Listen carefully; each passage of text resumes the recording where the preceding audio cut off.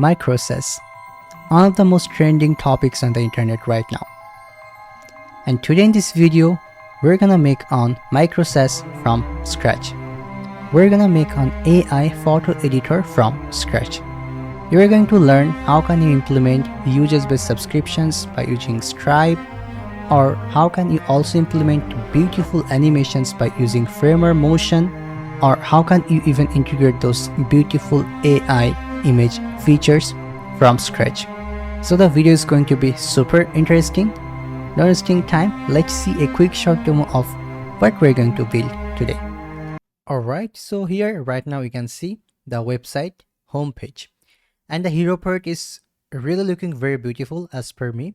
It has some beautiful gradient, background gradient color, and on the sidebar on the right side you can see we're already showing on AI effects here. So this was the before picture with our this Pixora AI. You can transform your this type of pictures from this to this. You can see the road background completely changed. It was on actually like some trees with some like hills, and right now these are mountains. So you can see you can just turn your any picture from this to this with Pixora AI. And here like try free now or launch the app and powered AI magic and some like promotional text we can say. From here, if we scroll it down, you can see the magical features: AI background removal, AI generative fill, upscale and enhance, and again the background, the website design is really very beautiful as per me. We're actually using here Framer motions for all these animations. That's why when I'm giving reload, you can see there is some beautiful animations everywhere, and it's seriously looking very premium. And we can do all of this by using actually Framer motions. You can see this is the pricing part, and it's also looking serious level beautiful. And then that magic studio and the footer. Right now it's showing me sign in because I didn't log in my account yet, and it's actually very simple. When you are clicking sign in, if you don't have any account, it's going to take you to Google authentication screen. But for me, since I'm using this profile, I mean I do have one Gmail account, that's why it automatically like redirecting me here. But for you, for the first time, it will take you to like a Google account. I mean it will tell you to select your Google account, and from there you can just click that, and then you will be able to just do sign up like a normal Google authentication system. And after doing the sign up, let me show you the database. You can see the interesting thing. We do have the user data in here, which one we just created, that avatar and everything here, that uses count and uses limit. Right now let's come back here. Let's hit this launch app. From here you can see for the free user, since I'm right now free user, for me I can upload 3 pictures. So I can actually upload and edit 3 pictures for free. So let's try to do it right now. So the car, let me show you the car picture again, or let me show you something different. So let's add this one and just wait until it's uploading. Yeah, right now we can hit this remove background, and it's going to remove the background. So it's actually processing the image, and here you go. You can see the image doesn't have any background right now. It's fully transparent. The background is fully transparent. It has no background color or anything like that. So AI is actually perfectly working. We can add here drop shadow, or we can retouch the picture, or even we can like crop the picture. But for us, for this picture, this is fine. And then this time we can click this download button. From here you can see it's actually downloading our pictures, and you can see the picture has no background here right now. But this one, the source picture, it had background, but this one, it doesn't have any background right now. So it's looking really very beautiful.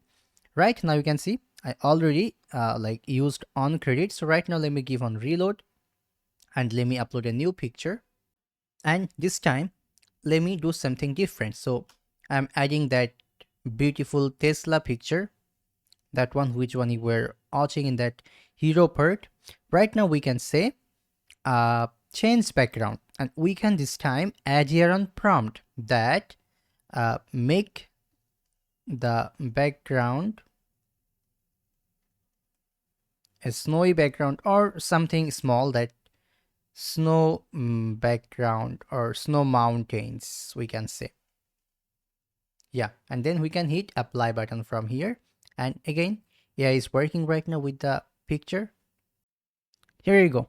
You can see it's right now added a snowy mountains in the background, which is looking serious level beautiful. You can see this was and this one is completely different because the prompt is different. That's why.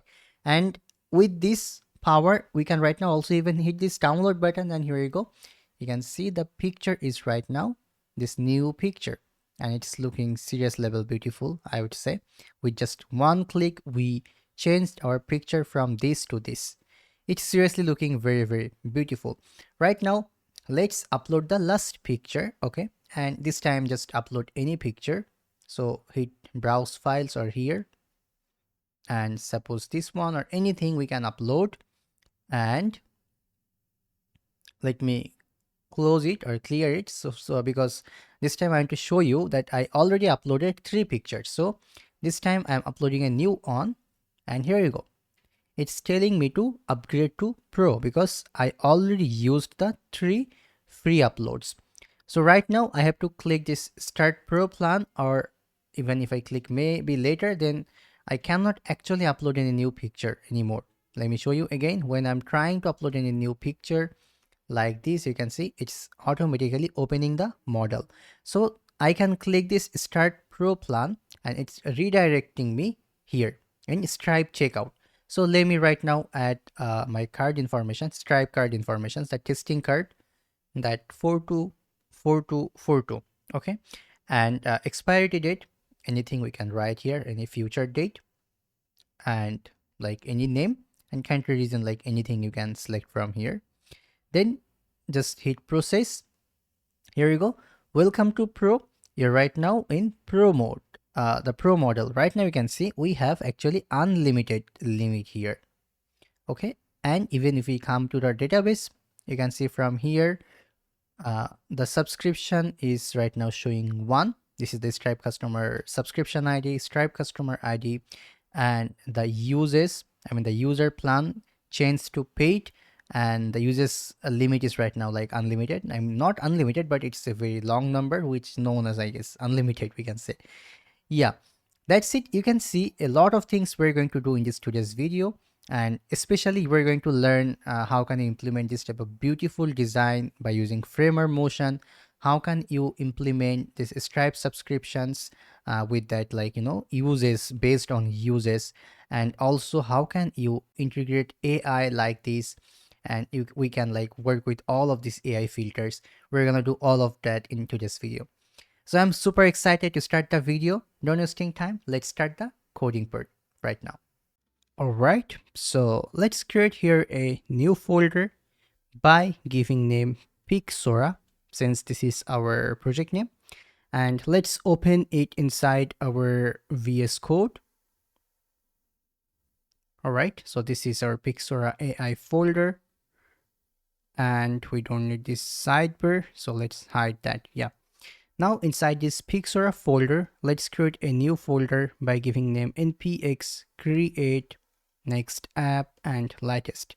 Actually, we're not creating new folder, we're creating a new Next.js project. So npx create next app and latest, and just press enter. What is your project name? Write dot. So it's going to create the project inside this Pixora folder. Would you like to use TypeScript? Yeah. Would you like to use linter? So we can use ESLint, but I prefer none. Fine. But yeah, we could use ESLint, but it's fine. This is a very small project. Tailwind CSS, yes. Source directory, yes. App router, yes. Turbo pack, no. Import alias, no. Yeah. Right now, definitely this will take some time to install the all node package modules, and we have to wait until it's finished the installation. However, you can see it was pretty fast. The installation is done right now. Let's open the sidebar. It looks very beautiful. I mean, it looks decent and well structured. But at this moment, we have to install chat CN UI. So npm I chatcn UI, and I guess I did some small mistake. Let me do one thing. Let's go to Google Chrome. Let's search for chatcn UI, chatcn UI, get started, Next.js. We don't need this one, but yeah, so we have to actually add this. Oh, sorry. We have to add something like this. Okay, latest and all. Then it's going to add all the components which we need. On minute, I guess I did something stick somewhere. Latest. Okay, yeah. We have to add this add here. So component.json neutral, and then it's going to add all the components inside here in a new folder called component. Yeah. So you can see it's looking perfect as for now. Let's create here a very basic page like RFCE. If it's not working for you, you have to install this extension called ES7 Plus, this React or Redux or React native snippets. Yeah. Right now, you can see it's installing the dependencies because it contains some packages which it's right now installing. Definitely it will take time, but it's done. Right now we can say npm run dev, and it's going to run our project on localhost 3000. So let's go to Google Chrome, open a new tab and open localhost 3000. Here you go. It's fully blank right now. Right now we have to do some work. It's very, very important. It's mandatory. And the work is, you have to right now go to my video description box. You'll find out on source code link there for this project. It's completely free. You don't have to pay any single dollar for this. And you will find out on repository link for this source code. Then you have to go to this globals.css file into that source code from GitHub. After that, you have to copy the full globals.css because we're going to add here a lot of things and we have to actually copy it because I also copied it from a theme. That's why. So you can see this is so many CSS variables and so many like class names. Just copy paste it because right now in Tailwind CSS version 4, we don't have any tailwind.config.ts or js file. So everything we have to write in this globals.css. That's why you can notice some differences like this layer base or theme or kind of like this. So a lot of differences. That's why you must have to copy it. Yeah. Then otherwise it looks fine in here. This is, we have to import it, which is already done. In this title, we can change it with Pixora AI or Pixora we can say, or we can say Pixora AI. Both make sense. Yeah. So generate, or like, you know, you can give here any descriptions. For now, we can keep it as it is. And later on, we can definitely update it. Also right now, we have to actually add here two different fonts. No, actually, these fonts are, well, these fonts are fine for now. Okay, we don't need any new fonts. But we have to create a new file here by giving name providers.tsx. Yeah, inside this providers.tsx, we have to add some important thing. We have to add this, that session provider from Next.Auth/React. Let's do one thing. Let's install Next.Auth/React. I guess we have to install like this. Or rather, yeah, no. We have to just install Next.Auth. We can also go to Next.Auth documentation. So we are actually using Next.Auth for authentication, which is on open source framework or library, we can say. So we can use Next.Auth for working with authentication system, and it's really work very well. So yeah, it's done. You can see no error anymore right now. We can save it. We can come back here. After this body, let's import the provider and let's finish that in here. Right now we can save it. It's everything same, just the theme changed to dark because that's our default theme in this website. For this project we're using dark theme, that's why. Right now what we have to do, we have to create our first component called Navbar. So let's create here a new component like this. I mean, let's call here our new component that Navbar, and let's come back in these components. Let's create Navbar and index.tsx, and we can say Navbar. We can add it as an use client. Yeah, why? Because we're gonna use here framer motion. That's why. For working with framer motion, we must have to make our component use client, meaning client-side component. Otherwise, framer motion will not work. So let's install framer motion right now. npm I framer motion. Yeah, done. Right now we have to start working this Navbar. So at first, we actually need here few state. Let's add our those use state and our that use session from Next.js/React, and let's import use state from React. Now inside this div or div, let's actually change it with motion.nav. So motion is actually coming from framer motion, something like this. So motion.nav,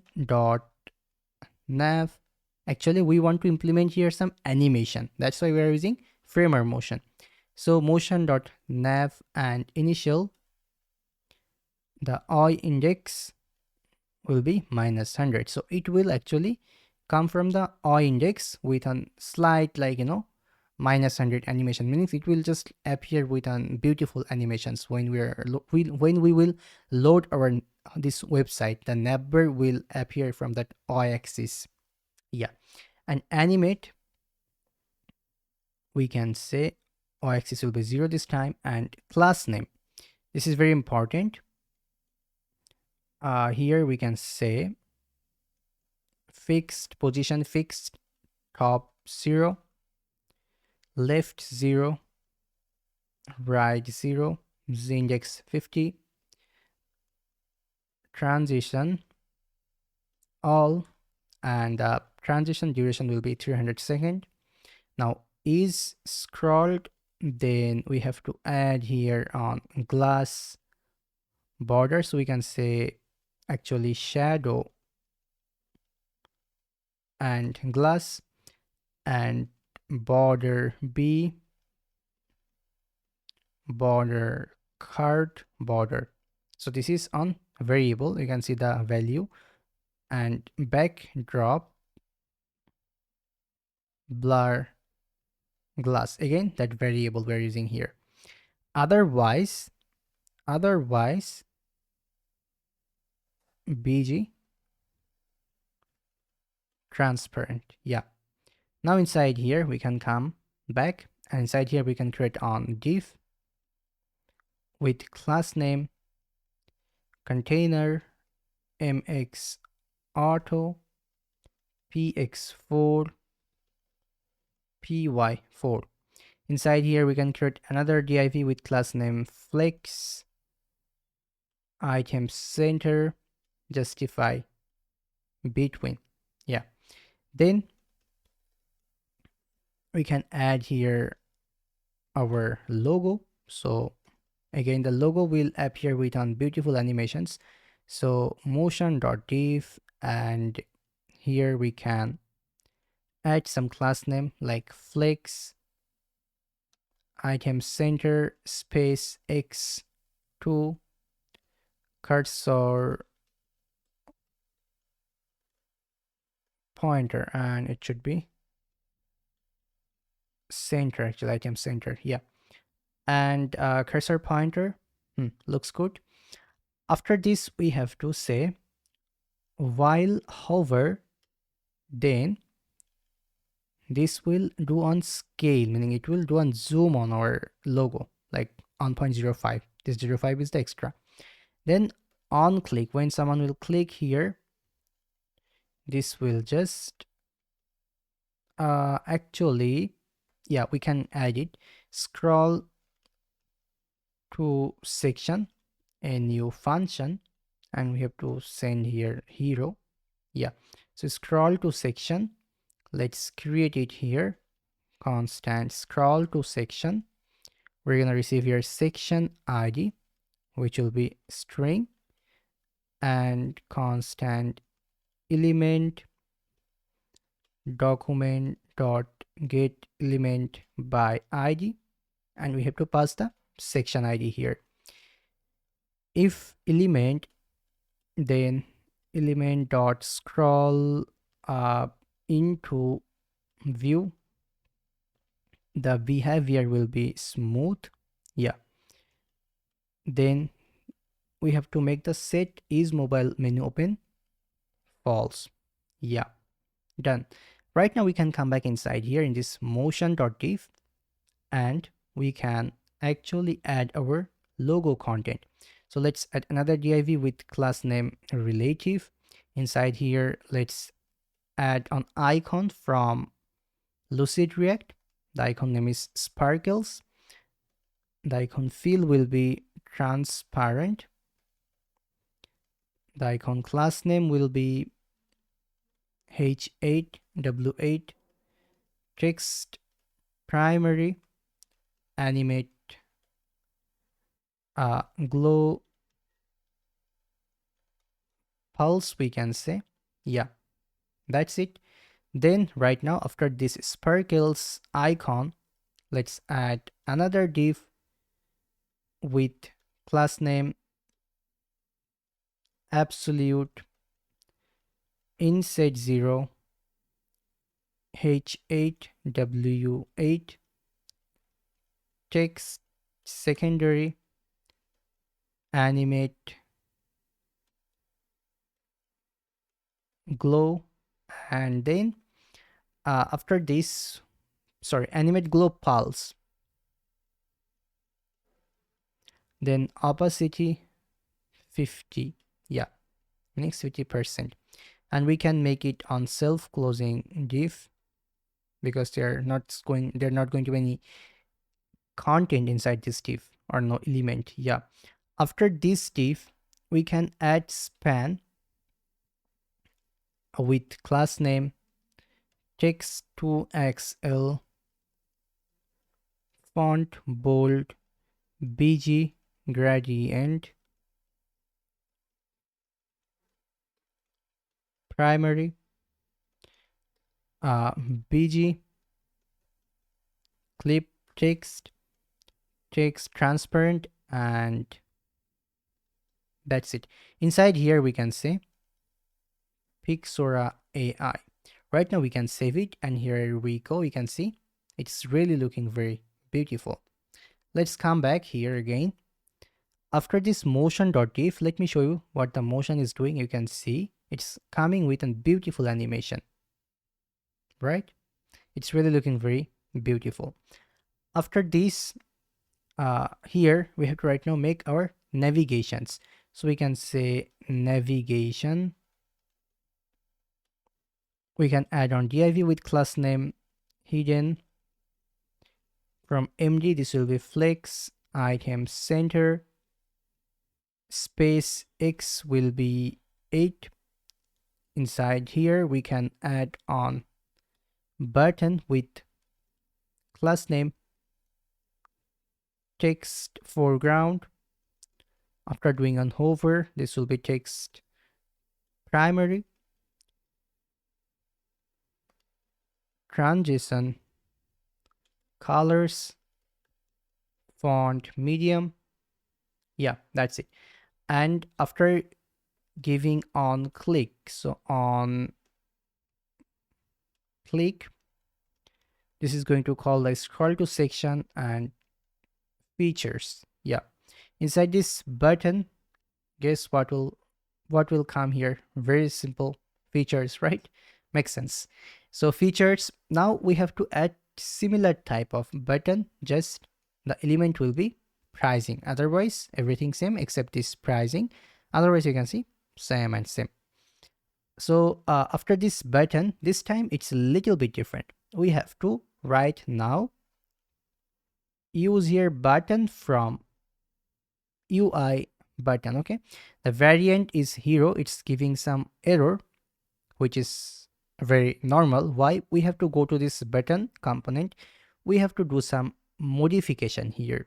So for you, I'm suggesting you again go to the source code and add the updated code from the source code. Okay, in button actually we are doing some modifications, otherwise everything is almost same. So do this same thing from the source code. Yeah, right now handle submit. So let's go back here and let's create here on handle submit function. It's very important. So handle submit, we are actually saying that if the user is logged in, then take the user to editor, otherwise take the user to like logged in page. That's it. We can come back here, we can see it's showing sign in, pricing and features. Yeah, it's looking perfect. One thing I'm just feeling that this button text or the font family actually all right, it's actually fine. So from here we can do one thing, we can say font semi bold. Yeah, now it's looking perfect. Since this is a button, it should be like this. If I right now click here, definitely this will give an error because we didn't set up Next.js properly yet. We'll definitely set up it, but not right now. Let's finish the UI first and then we will finish it, because it's not hard to implement Next.auth, and when we will implement Next.auth, we have to also connect our database. Yeah, so our header work is done for now. After this, what we have to do? One thing is not done yet, and that is our mobile menu is not done, because you can see this is fine for laptop screen. Let me show you again.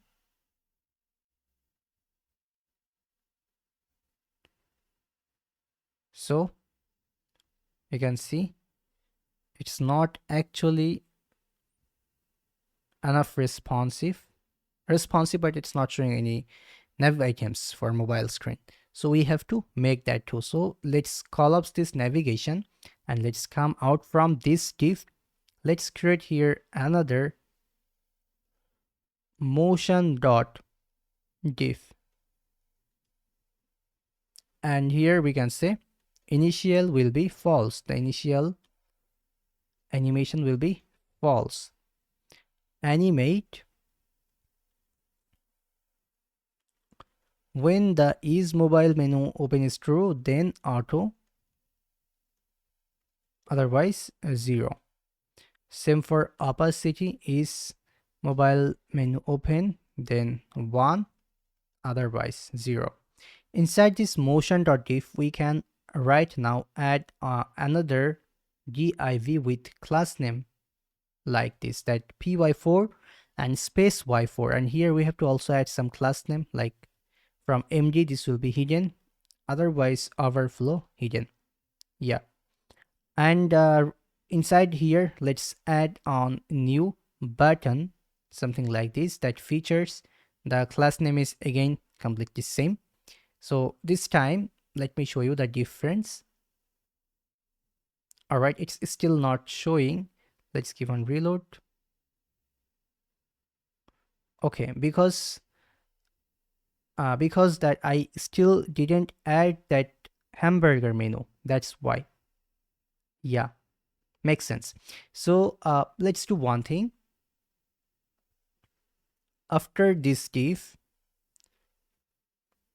after this I mean inside this navigation, after this button, after this div, on minute, I guess we're doing something mistake. This is the div flex. Yeah, so we are doing a little bit mistake. Let's do one thing, let's come out from this div. Okay, this navigation div, fine. Let's add here another div, something like this, that mobile menu button on button, and is mobile menu open, then on cross icon, otherwise this menu icon. Yeah, and let's cart this motion.div and add it after this view. Sorry, div, not view. We're not making mobile apps. Okay, so this is the wrapper. Okay, I mean this is the another div and this is our different div right now. Right now we can save it. Let's come back here again. Let's again make it small, and this time you can notice it's actually showing on hamburger menu. Yeah, and it's looking really beautiful. All right, so button features is done. This time let's add button for pricing, and same button for our that sign in or launch app. We can save it right now. Yeah, done. So our Navbar work is actually done right now, we can say. So yeah, let me check one more thing. That handle scroll is not done. Yeah, it's very important. Why important? Because after scrolling 100 VH, meanings after scrolling this view, we have to make our this header active, right? So let's do it quickly here. It's very small. Let's create here on simple function inside this use effect hook that handle scroll, and inside here we can say set is scroll window dot scroll y less than more than 20, then window dot add event listener scroll, and we can call this handle scroll. Yeah, then finally we can return this function. So window dot remove event listener scroll and handle scroll. Done. Actually, yeah, everything looks fine for now. Yeah, it's done actually. Yeah, so this was a very small thing. It's actually when we're saying that screen wise more than 20, then just like just make this handle, I mean just call this handle scroll function, and what this will do is will make this set is scroll to true instead of false. That's why this will actually show on shadow glass, and it will like show something that it's actually active. This Navbar is right now active. Perfect. So our Navbar work is done. It was very simple and it's done. Right now, let's start to work for our hero part, which is going to be more interesting. So let's come back to page.tsx. Here we are going to do some work right now. So at first, we can actually import here our hero component. We have to create our hero component. Let's copy this. Let's come back here in the source folder or src folder. Let's create a new folder by giving them modules and hero and index.tsx. So rafce and hero, we can import hero here. We can save it right now. Let's use here use client, because without use client it's not going to work. Why? We're going to use here framer motion. That's why. Right now, let's come back in this hero section again, and let's import our motion from framer motion button from components UI button, and we need some icons here like play, sparkles, and arrow right, and that's it. And we need that scroll to section, another function like this. If the element document.get element by id, the section id, the same function we were using inside hero, sorry, not hero, inside Navbar, that same function again here, that scroll to section. Yeah, now let's come back here. Instead of div, change it to section tag, and here we can say id will be hero. Now class name, position relative, minimum height screen, display flex, item center, justify center, overflow hidden, and pt will be 20.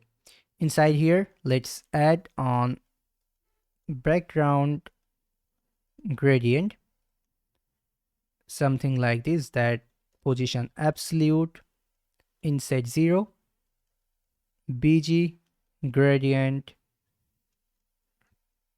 to BR from background via background, sorry,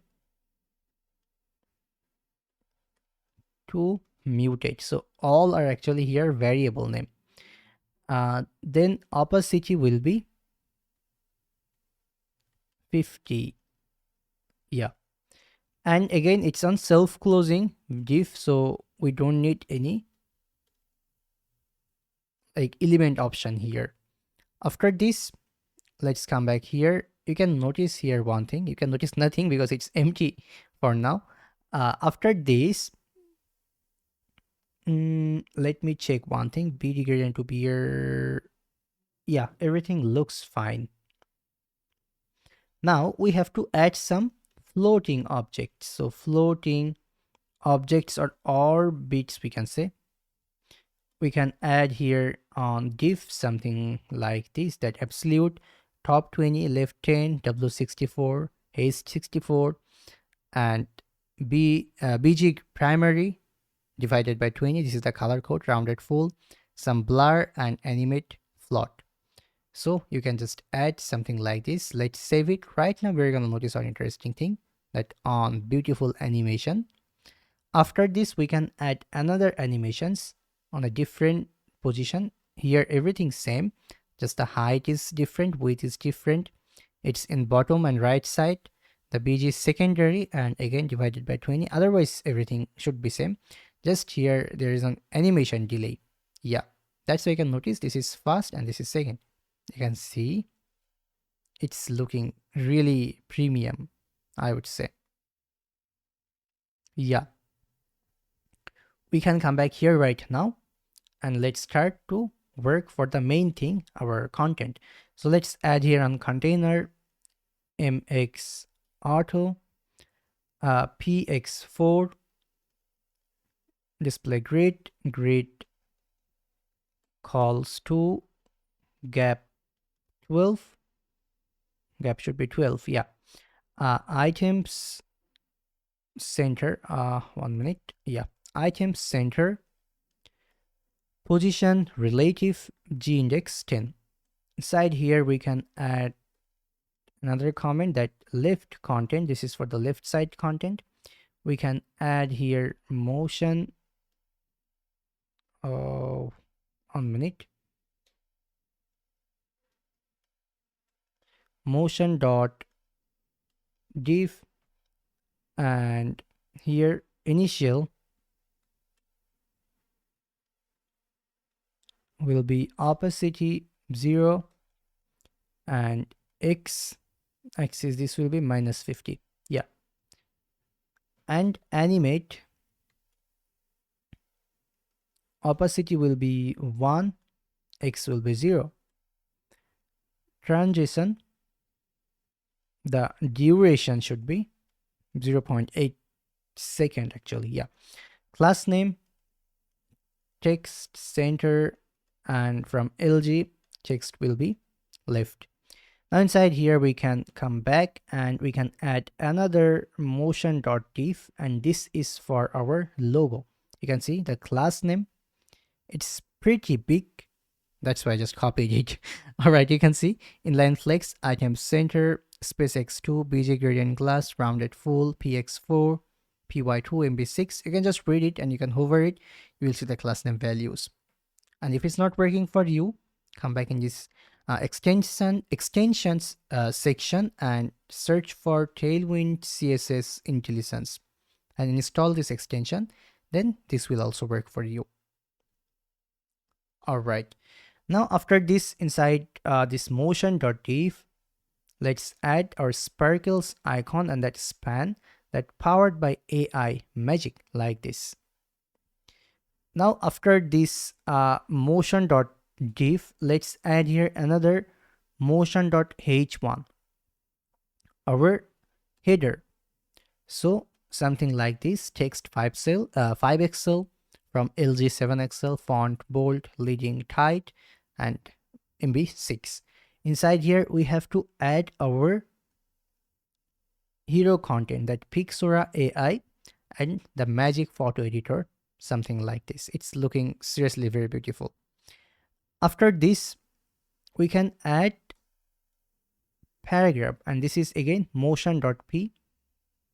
This is that transform your photos with AI powered editing tools, remove backgrounds, enhance quality, and create stunning visuals in seconds. Drop a photo, we'll do the magic.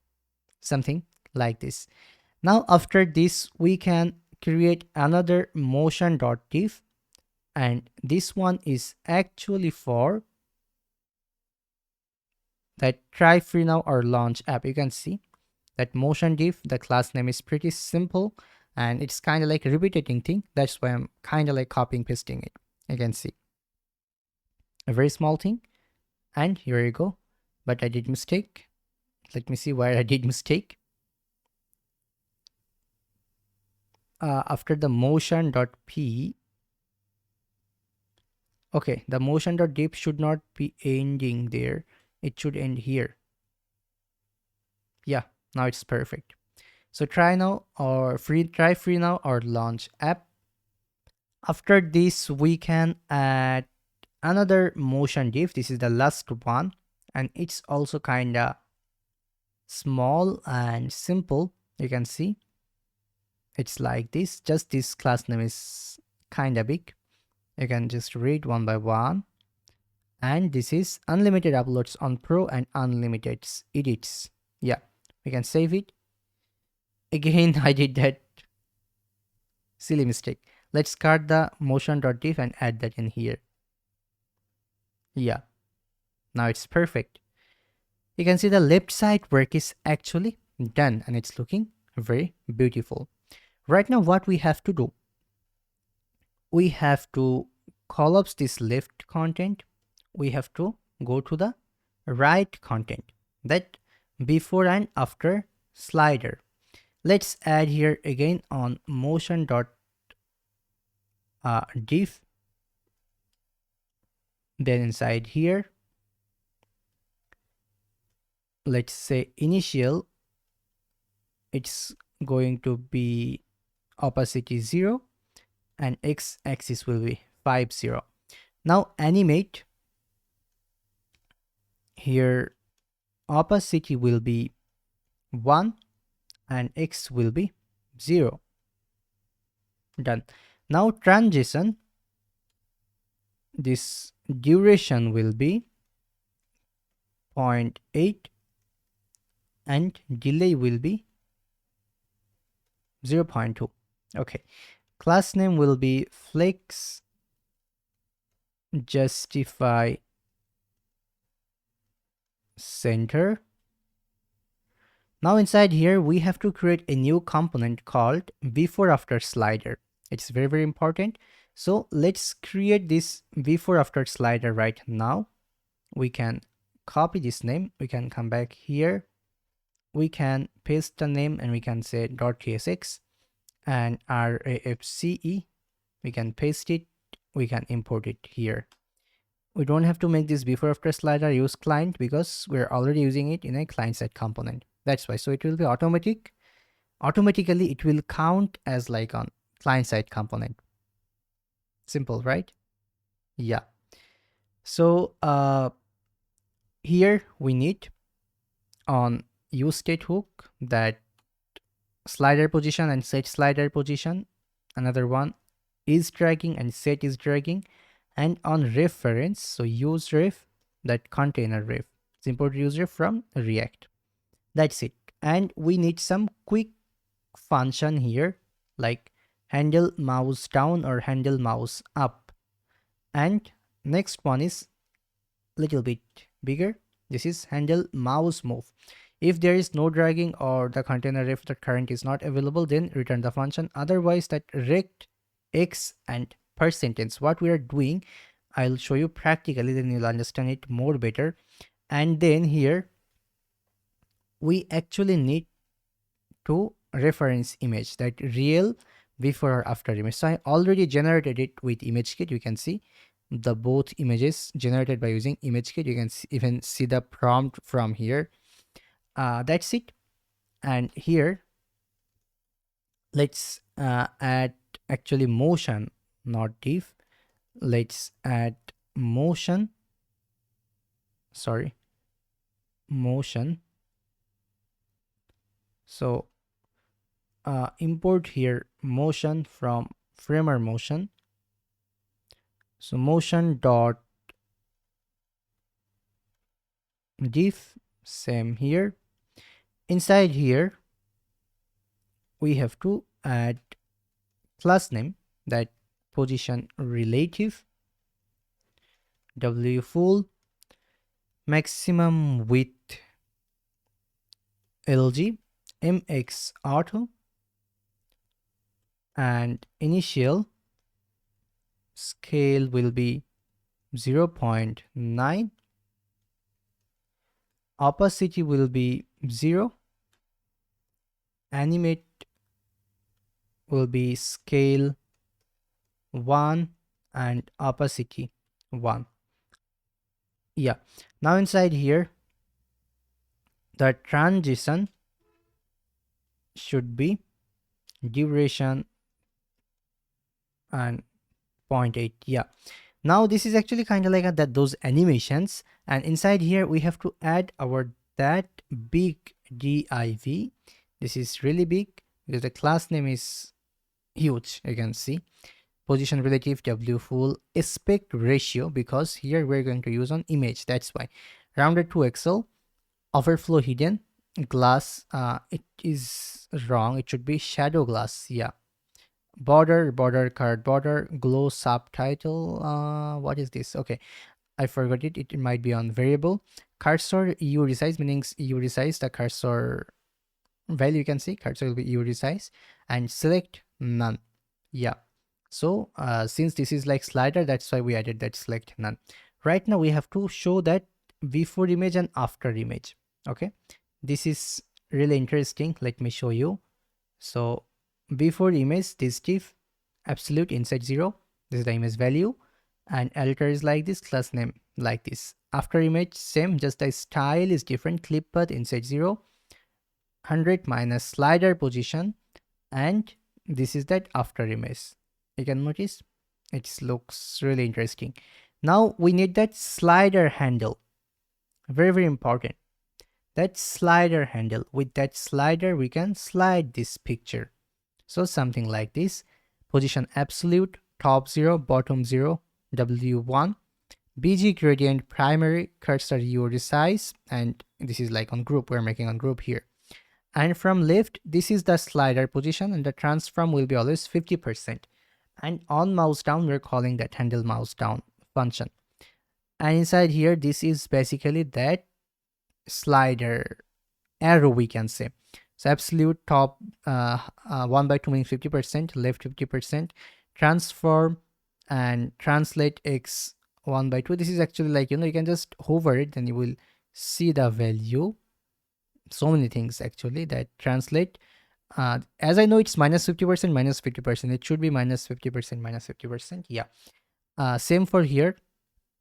W8, H8, BG gradient primary, rounded full, shadow, glow primary, and this is like some group hover, transition, transform, flex, item center, and justify center. So you can just read one by one. And right now we can save it. We just need on small thing, or we can even skip it. You can notice it's looking really interesting. When I'm dragging it, it's the before picture and it's after applying AI. So the background completely changed with AI.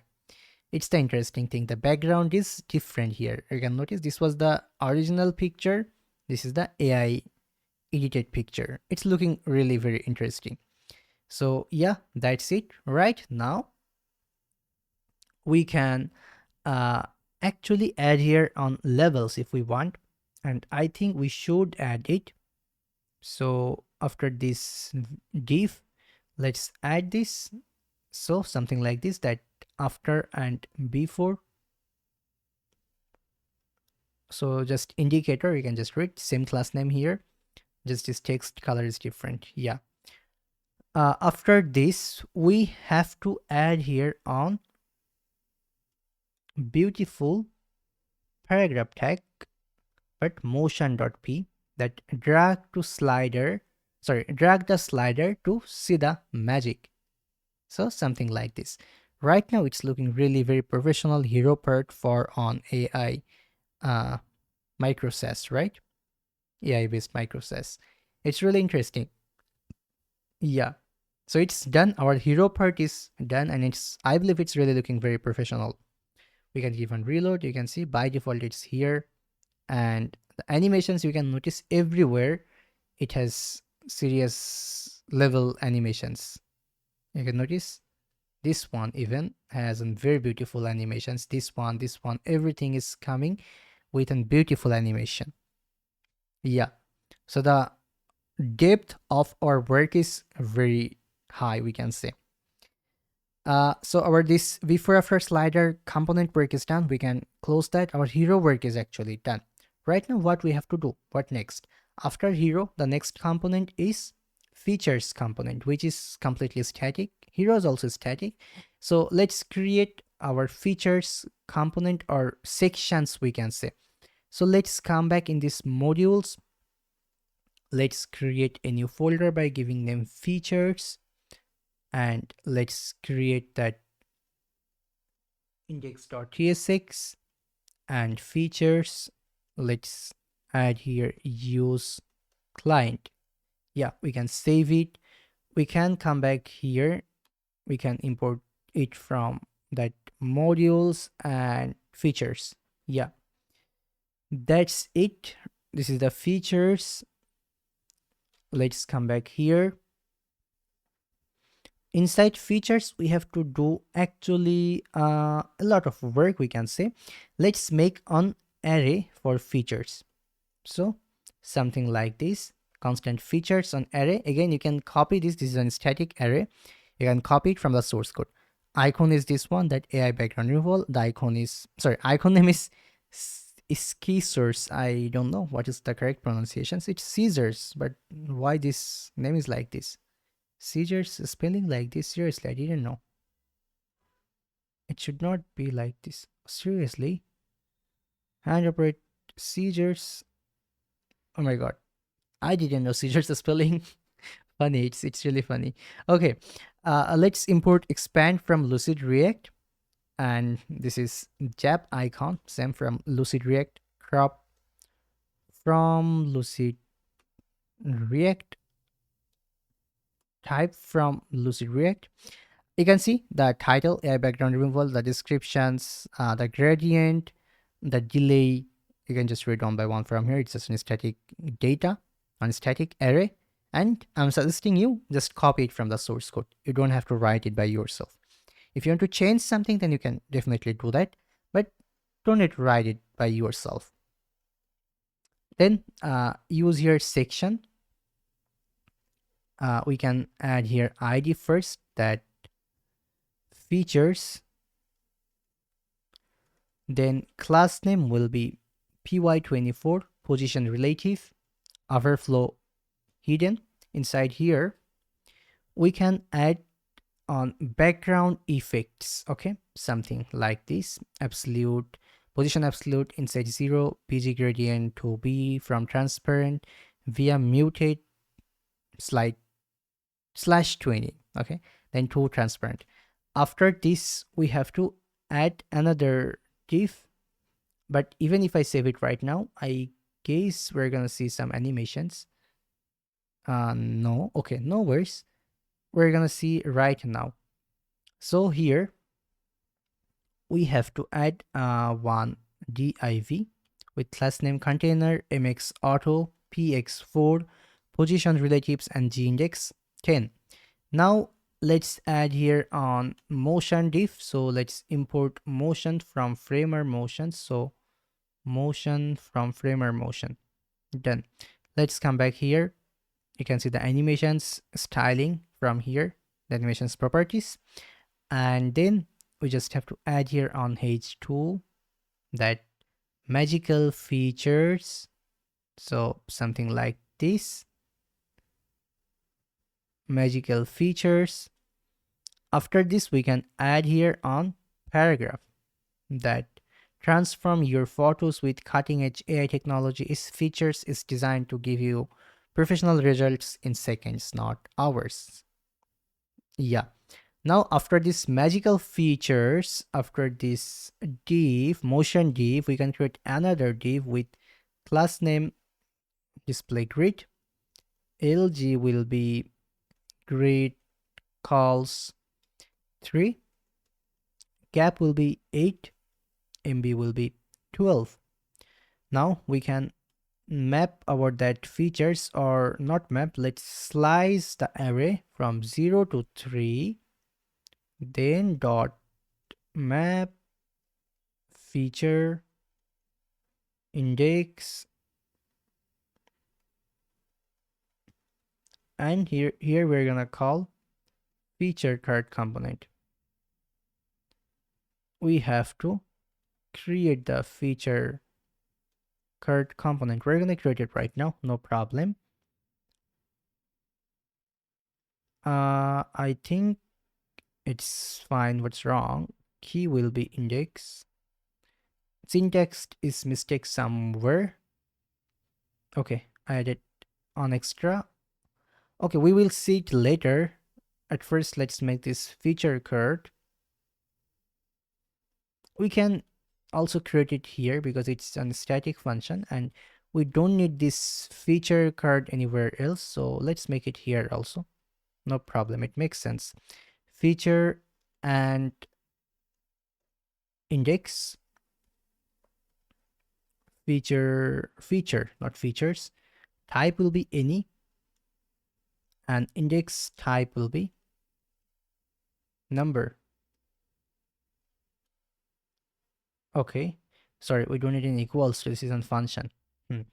Now constant icon, the icon type, then title, descriptions, gradient, and delay we're gonna get from this feature parameter. Okay, then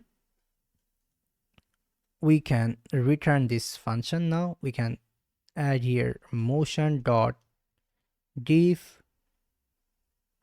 with initial opacity will be 0, y will be 50, and while in view opacity will be 1 and y will be 0. Viewport ons will be true. Transition, the duration will be 0.8, and delay. Then while hover, the scale will be 1.02 and y index will be -5. Class name will be just group, create on group here. Yeah, inside here we can create on div with class name h full glass rounded 2xl p8 border card border. Then after doing on hover, this is going to change the border color to primary divided by 30. Yeah, then transition all duration will be transition duration 300. Shadow will be glow glass. Sorry, not glass, this is different, this will be subtle. After doing on hover, the shadow will be glow primary. Yeah, that's it. Now inside here we can add another small div, that relative and MB6. And inside here we can create another div with our icons, something like this: W16, H16, rounded to XL, BG gradient to BR. We're adding that gradient color, P4, group hover, animated glow pulse, and an icon. The icon is actually coming from here. Now it's giving some error. Let's try to see why. Features.slice, yeah, 0 to 3, we don't need this one. So 0 to 3, then here we don't need this one. So feature card is actually coming from here, and we have to send here our feature, which going to be this feature. And okay, index is already here. No, we have to send index as a parameter. Yeah, here you go. Everything fine except this one, the grid. We have to add the D. Yeah, now it looks serious level beautiful.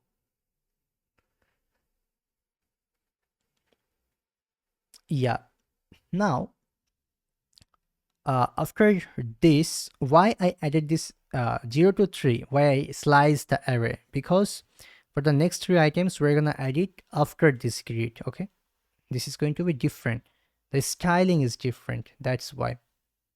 So this time just this grid calls will be 2 and maximum width will be 4xl, otherwise mx2, mx auto, and this is the feature card, just the index is different, otherwise everything's same. Right now you can see the style is different here, and that's why actually I did this. It's looking seriously beautiful, I would say. Now in this feature card, it's not done yet, we have to finish it. So after this icon and view, I mean div, not view, we have to add another div with so long class name, that absolute inside 0, width 16, height 16, 16 means I guess 64 pixel. Okay, and then you can just rate one by one. I'm exhausted by reading this class names again and again, this is crazy big. And this was on for an animation, I'm sure. Yeah, you can notice the animations clearly. Now after this div, we have to add here another h3. Okay, with this class name, you can notice, or you can read one by one. And then let me save it. AI background removal, AI generative fill, AI upscale and enhance, smart crop and face focus, watermark and text overlay, like the features. We're highlighting it here. After this, we can show the description. So let's add here description with a paragraph tag, something like this. You can just read one by one those values. Then finally we have to create here another small div, something like this. You can just see from here, very small, and you can again read it by yourself. Yeah, so that's it. You can notice the features screen or part, not screen, the features section, it's seriously looking very beautiful. However, the background color is not working in the Navbar, right? Let's try to see why it's not working. It should work. Navbar, shadow glass border B, everything fine, but fix transition all, BG transparent, shadow glass. Okay, I guess I have to delete the shadow glass. Yeah, now it makes sense. Okay, it's serious level beautiful, I would say. And this part is also very beautiful. You can see the animations, it's like, bouncing, like 3D animations, we can say. These magical features, it's looking like magical features originally. All right, after magical features, what next? Next one is our pricing plan. So let's add the pricing plan component, we can say, or section, not component. After features, let's add pricing. Let's copy this name. let's go to this sidebar. I mean, here in this modules, let's create pricing and index.jsx and use client and pricing. We can save it. We can save it from here. So pricing, let's start to work for pricing. The pricing will be a little bit big, not so big, but again, go back to that source code for adding on static array for the pricing plan. Okay, something like this. Plan name is free, price is $0, period is forever. These are the features. You can just read one by one. By the way, we don't have the pixel watermark, so we can just delete that. Then icon, star, everything fine, and crown icon. Yeah, we can save it. You will find out this in the source code, so you can copy it from there, or either even you can copy this full pricing page also, which is completely static for now. We're gonna definitely make it dynamic after some time. So scroll to editor. It's going to take us to the editor section. Yeah, every time I'm saying screen because I was working with React Native for a long time in the last 1 month, more than 1 month. And in React Native, we don't say pages, we say screens. That's why I'm doing this mistake. And pardon me for this mistake. It's kind of like an habit when I'm working in web for a long time, and I will say pages in mobile apps, because in web development, I mean in website, this is pages or section. In mobile app, it's completely different. All right. Right now, let's change this div with section again. ID will be simple pricing. Class name py24, position relative, offer flow hidden, and we have to add here some background effects. Yeah,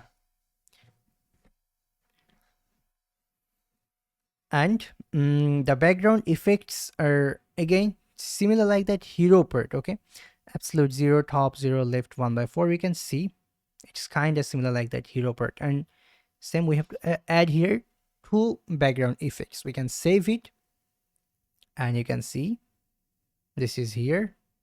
It's not looking very beautiful, but no worries, after some time it will look beautiful. Then we need another div with class name container.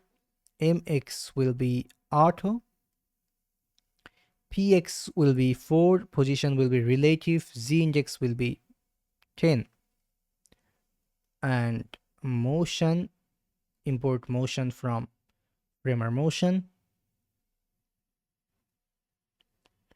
So motion dot div, let's add some animation related properties, like while in view opacity will be 1, otherwise y index will be 0.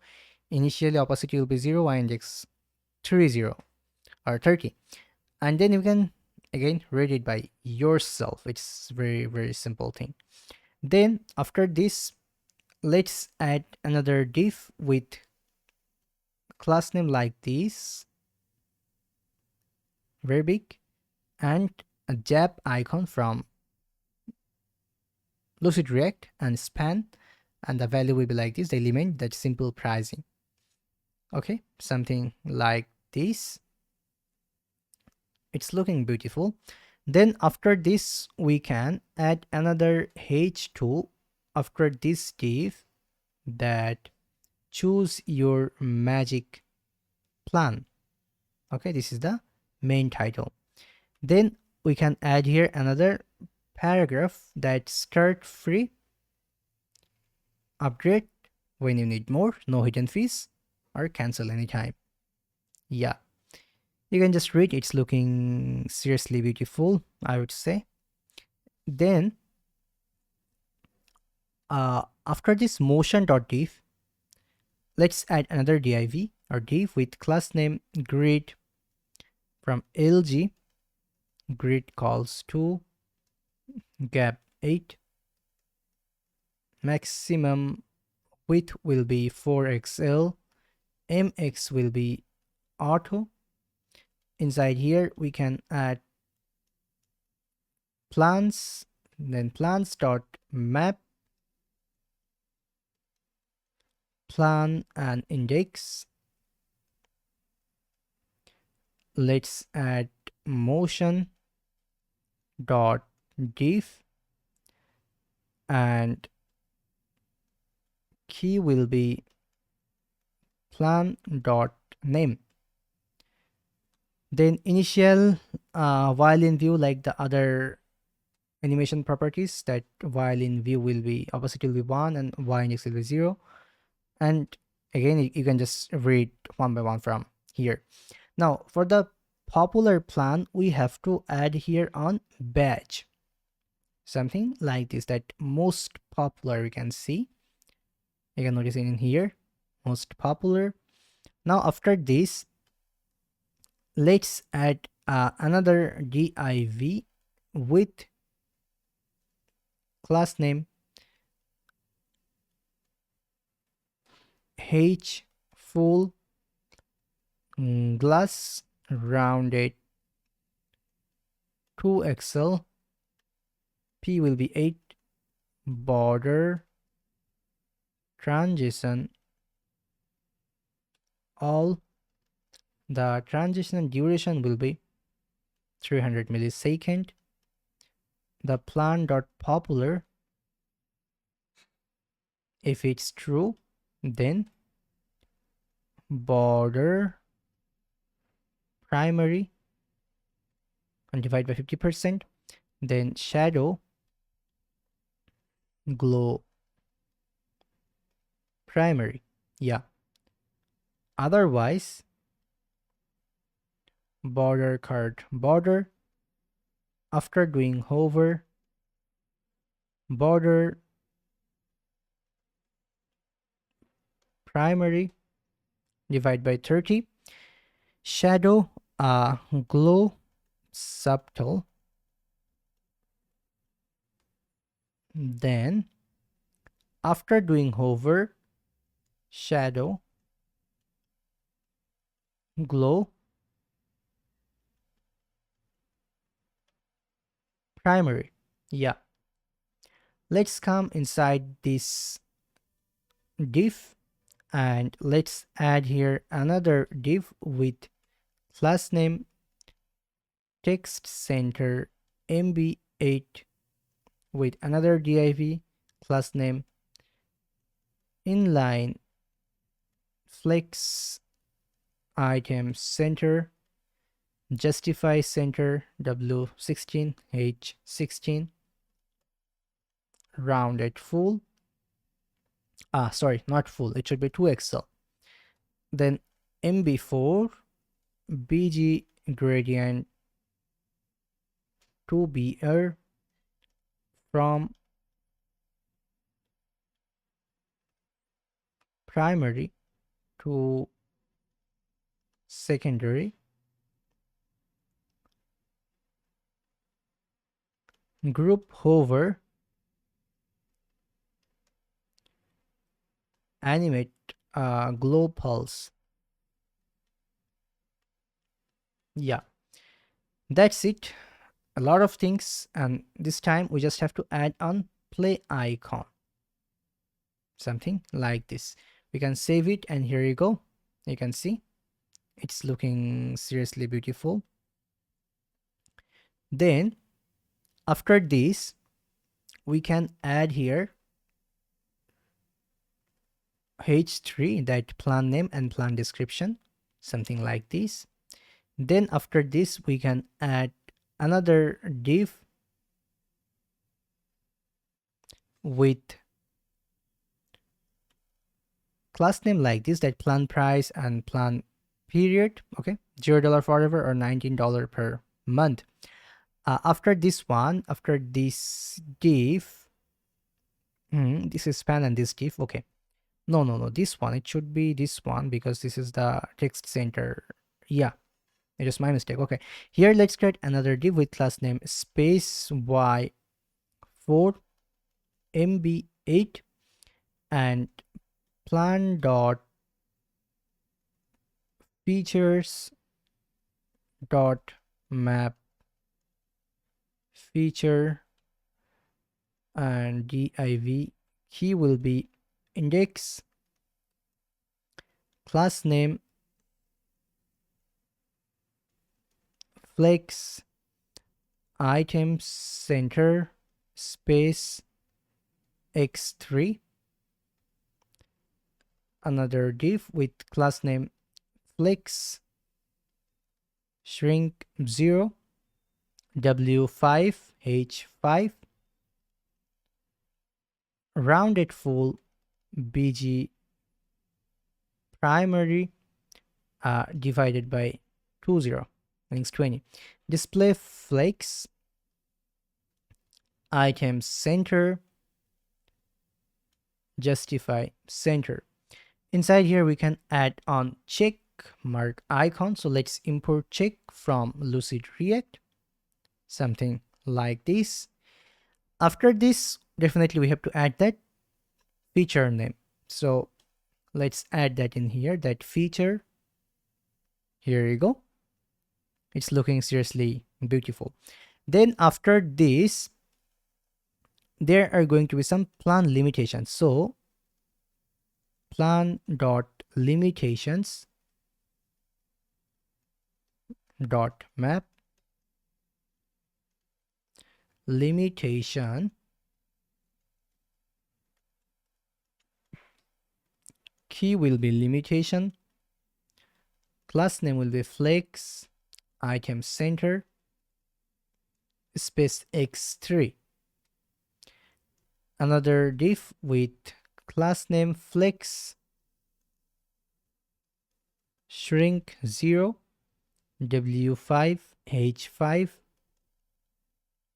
rounded full bg mutate, display flex item center and justify center. Inside here we can add another div with class name like this, that w3 h.5 bg mutate foreground, then another span after this view, that limitation, so something like this, you can see limited daily use. All right, so you can see it has some daily limitations, actually not 3 edits per day, it should be 3 edits on free plan, we can say.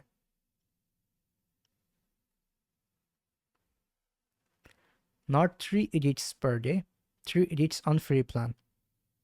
Yeah, now it's looking actually perfect. Then after this, what next? After this limitation, definitely we have to right now tell them, okay, there is a good news, right? So let's import button from components UI button, and here we need to show the variant. So if the variant the plan.popular is true, then hero, otherwise secondary, and then we can show the plan.ctm, that start free or go pro. We can just change the font weight to semi-bold. Yeah, looks more serious. All right, ignore the background noise, the calling bell sound. All right, so after the view and motion div and this one, we can add here another motion dot div, and initial opacity will be 0 and y index will be 20, while in view opacity will be 1, y will be 0, viewport, this will be once true, and we need transition and class name at the same time, like transition like this and class name. Very simple. Then we have to just add here on paragraph tag that all plans include access to our core AI features. Upgrade anytime for more power. Looks beautiful, isn't it? And that's it. Our payment section work is also done, and I feel it's seriously beautiful. You can notice the features, I mean all the sections has different level beauty, I would say. You can see it's really beautiful. Then what the next section, the next section is actually the editor, and after that we can make that footer, and then what design will be done actually. But right now, instead of starting the editor, I think we should start to work with the authentication system, because in the editor, yeah, it's static. I mean, first time we're gonna make it static, but definitely we have to make it dynamic at the same time. We can make it dynamic at the same time also, right? Because editor is the only dynamic thing, the most dynamic thing in this whole application, right? That's why at this moment we can implement this. 1 minute, I just want to check one thing. The hero, oh no, it's working. Okay, fine. So what I was saying, that at this moment we should implement Google authentication system. After that we have to when we are implementing authentication system, we have to connect our database, we have to store our user data, we have to design our database model, and the dynamic thing will start right now. So yeah, let's start to work with sign up. So don't wasting time, let's start to work with Google authentication right now. Alright, so let's go to Next.js website again.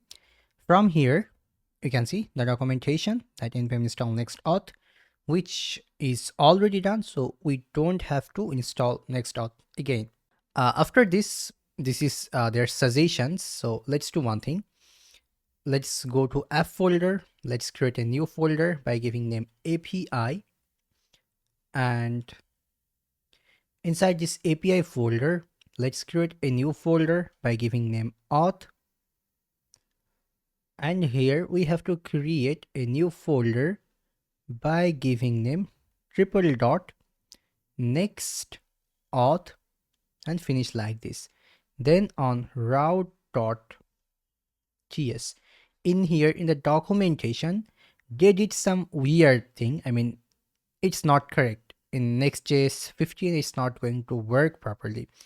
You have to change it. Instead of this, that's why you can see this was inside pages directory, not inside app directory. Inside app directory, I think they have documentations for that as well. Yeah, this is the new documentation, you can notice from here. So we have to create folder like this. Okay, next auth and route.js. This is the new version instead of like next.auth.js. So we are actually doing that. You can see API auth, next auth, and route.js. Inside here, we have to just write few lines of code like this. Import next auth from next auth, auth options, the most important thing. Then constant handler next auth and call this auth options, and export handler as get and handler as post. Yeah, so here you will see a lot of thing. You can notice here it's not small, they have so many things here, but we're not gonna follow them. We're going to work as we want. Not as we want, it's also followed by documentation, but as you saw that in the next auth website, they have two documentations, one for pages directory and another one is for this app directory. So we're using app directory, we're gonna follow this one. Right now in this lib folder, let's create a new file by giving name auth.ts. Yeah, And inside here, we have to right now do a lot of work. At first, let's create a function by giving name auth options, where it's going to return on next auth options. So import next auth options from next auth. Now auth options, here we have to add providers. So providers are authentication providers. We want to use here Google provider. So we can say import Google provider from nextauth slash provider slash Google. Then after this, here Google provider, then client ID will be process.env.google client ID. Yeah, we need client secret. So process.env.google client secret. Done. That's it. Right now, after doing authentication, Google is going to return this profile. So we can come back inside here. We can say await common a different actually function which we have to create. We're gonna send here email, which is going to be profile.email and name, avatar, plan, and users count and users limit. Then after this, we have to return this function. The most important thing, we have to return this ID, email, name, and image. Yeah. Then you can see this error gun, this common function is not available yet. That's why it's giving error, which completely makes sense. After this array sign, after outside of this array, we have to add this secret, our next auth secret. So process.env.next auth secret. Then sessions, we're gonna using here JWT strategy. So JWT, the session strategy should be. Now callback, very important. After finishing the API request, it's going to return on callback, right? Then we're gonna add here JWT callback to add custom fields to the token. Yeah, we're gonna add some custom field here. Let's create here an async JWT function like this. Token and user we're gonna receive here as parameter. Token type will be actually string. User type will be, I don't know, so let's make it any for now. And then inside here we can say if user, then let's actually, meaning if the user is available, then token.email, yeah, so we have to make it any too, not string. So token.email, token.avatar, it should be user.image, token.plan will be free, token.users count will be 0, token.users limit will be 3 for new user. And finally we have to return the token. Then another async function, and this is for session. So session and token, same, session will be any and token will be any. No callback, it should be something like this, just return the function. Yeah, I mean call the function here, not call, it's actually return. Now inside here we have to do the same thing what we did inside this JWT. Okay, session.user.email will be this token.email, session.user.avatar, token.avatar, this user plan, token.plan, user.users count, token.users count, and the uses limit token dot uses limit. Yeah, now finally we can return the session. Yeah, and that's it. We can add here pages. So the sign in pages for us, it should be root directory. Yeah, that's it, root page. Now we have to create this common function, very very important. So constant common, it's gonna receive those parameters, that email, name, avatar, plan, uses count, and uses limit, where type will be something like this, that email will be string, name will be string, avatar will be string, plan will be actually plan enum. So it's not done yet, but I'm going to showing you, no worries. Let's make it any for now. And then here we can add on try catch statement, and if we catch an error, then console log the error for now. Right now, the most important thing, we can save it. We can come back here. Let's save this route.ts or root.ts also.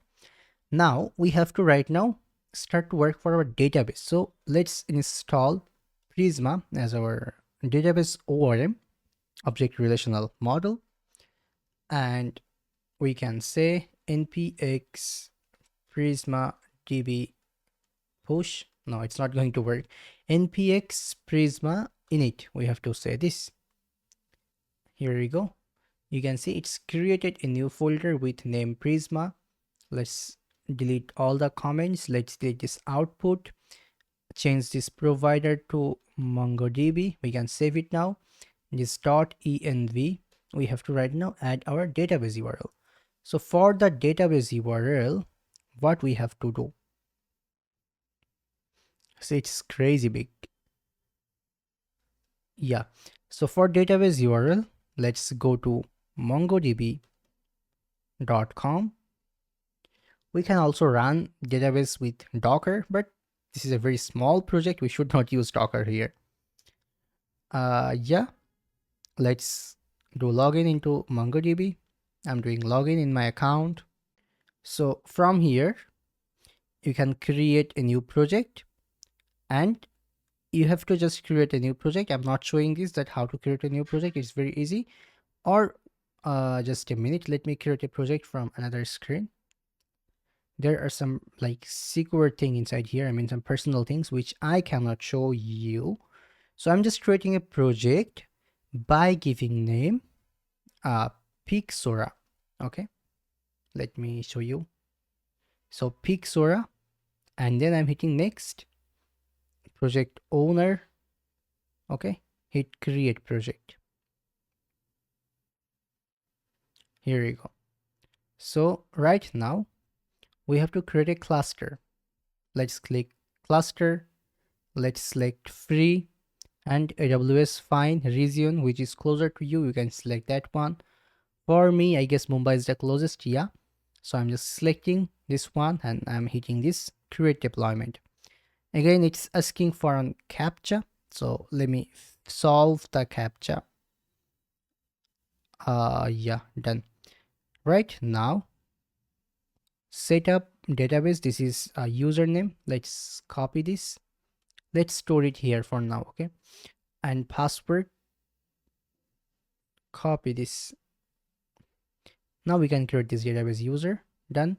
Choose a connection method. We can say MongoDB for VS Code. We can copy this.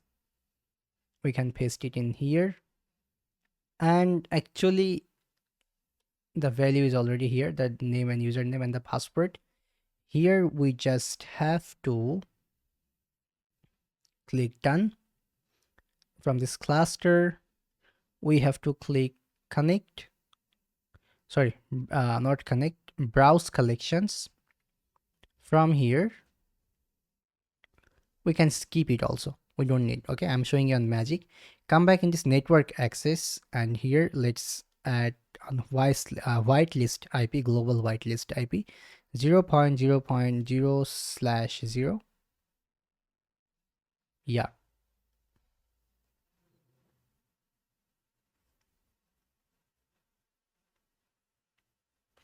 cool.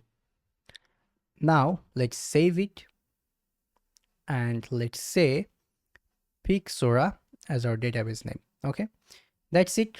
Don't try to copy paste, don't try to use my database credentials after creating the video. Definitely I'm gonna delete it. So don't try to use it. Then after this, right now, we have to create our database modeler. We have to design our database model. So let's do one thing. Let's create here on model with name user or users, we can say. Then here we have to add an ID for users, something like this, that string object ID. By default auto, and it's going to be an object ID since this is MongoDB. That's why for every user there will be a name, there will be an email which must need to be unique, there will be an avatar which is optional but string, and Stripe customer ID, very important, we need it after some time. Then plan, another important thing. So plan is actually on enum, it's on enum. So enum plan, free or either paid. Then here we need role, the user role. This is also another enum. So let's create here enum role, and it's going to be user, admin, and moderator. Yeah. Now after role, we have to add uses count, uses limit, created at, and updated at. You can just see and read one by one. So uses count is how many times you are using it. Okay. By default 0, and uses limit is 3 for free users. And created at, updated at, it's like a common thing. Now we have to create another model for subscription. Very, very important. So subscriptions need that same ID again, and user ID. Every subscription needs to be on with like on user, right? Only user can create subscriptions. Then Stripe subscription ID, Stripe customer ID, and created at, updated at. We can save it. That's it. Our database for this project will be very small and simple like this. No relation, nothing else. Okay, it's completely small, we can say. We could also do this easily with Mongoose, but Prisma development experience is better than Mongoose. Yeah, so clear our terminal and let's say npx prisma db push. Perfect. You can see it's done right now. Let's come back to our browser again. Let's hit browse collections. This time you will see the magic. See, the Pixora is here, subscriptions and users here. By the way, I guess one small mistake. Subscriptions and users, it's not matching, right? The subscription also should be subscriptions like this. Now let me again push it. This time I believe this should be different. Definitely it should be different, right? Yeah, subscriptions and users. Makes sense. Now we can close it and we can actually open it from our MongoDB Compass, or even you can say like Prisma Studio you can use. Yeah. We can clear our terminal. We can close this schema.prisma. We can come back here. This time the plan will work. So plan. Actually we have to create here new file called prisma.ts. Yeah, and here we have to add our Prisma connection code. Very simple. Import Prisma client from Prisma client. We have to declare this global this, and we have to add this. So this is like very common Prisma setup. Very easy. Then we have to import Prisma from plan from Prisma slash client, not Prisma. So we have to import plan from Prisma slash client. That's it, done. After this, we can come back here, and inside here, constant user await. Let's import Prisma dot user, sorry, users dot find unique, where email is the email. Yeah. 1 minute. Okay, done. Now if there is no user, then we have to create it. It means actually we are looking for the user. If the user is available in our database, we're not gonna actually create the user again. If the user is not available in our database, we're gonna create the user. So prisma.users.create, pass the data here, the email, username, avatar, user plan, uses count, and uses limit. Yeah. Then finally we have to return our user from here. Otherwise just return user, the existing user. This one new user, this one existing user. Why didn't this try catch here? Let's do one thing. Let's cut everything, then add the try catch statement again, paste it inside try and catch. If it's catch any error, then just show us the error. Cool. So our authentication setup is done, except few things. The few thing is, if you again come back in this auth.ts, you will see next auth secret is not ready yet. Let's come back here. Next auth secret. How can we generate a next auth secret? So we can actually use here OpenSSL and random base 6432. So if it's not working for you, you can go to any password generator website. You can just search on Google Chrome and you'll find out any like password generator website. Okay, but I believe it should work, this OpenSSL for you. So yeah, this is next auth secret. Now we need our Google client ID and Google client secret. This is very, very important. So Google client ID, Google client secret. Let's come back to Google Cloud Console. So Google Cloud Console, let's go to console.cloud.google.com.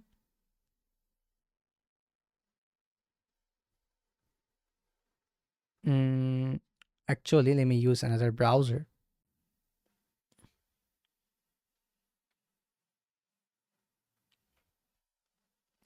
Google Cloud Console. I'm using a different browser. Yeah, because I'm logged in this browser, that's why. So let me just go to any account, no problem. You can also use this one. From here,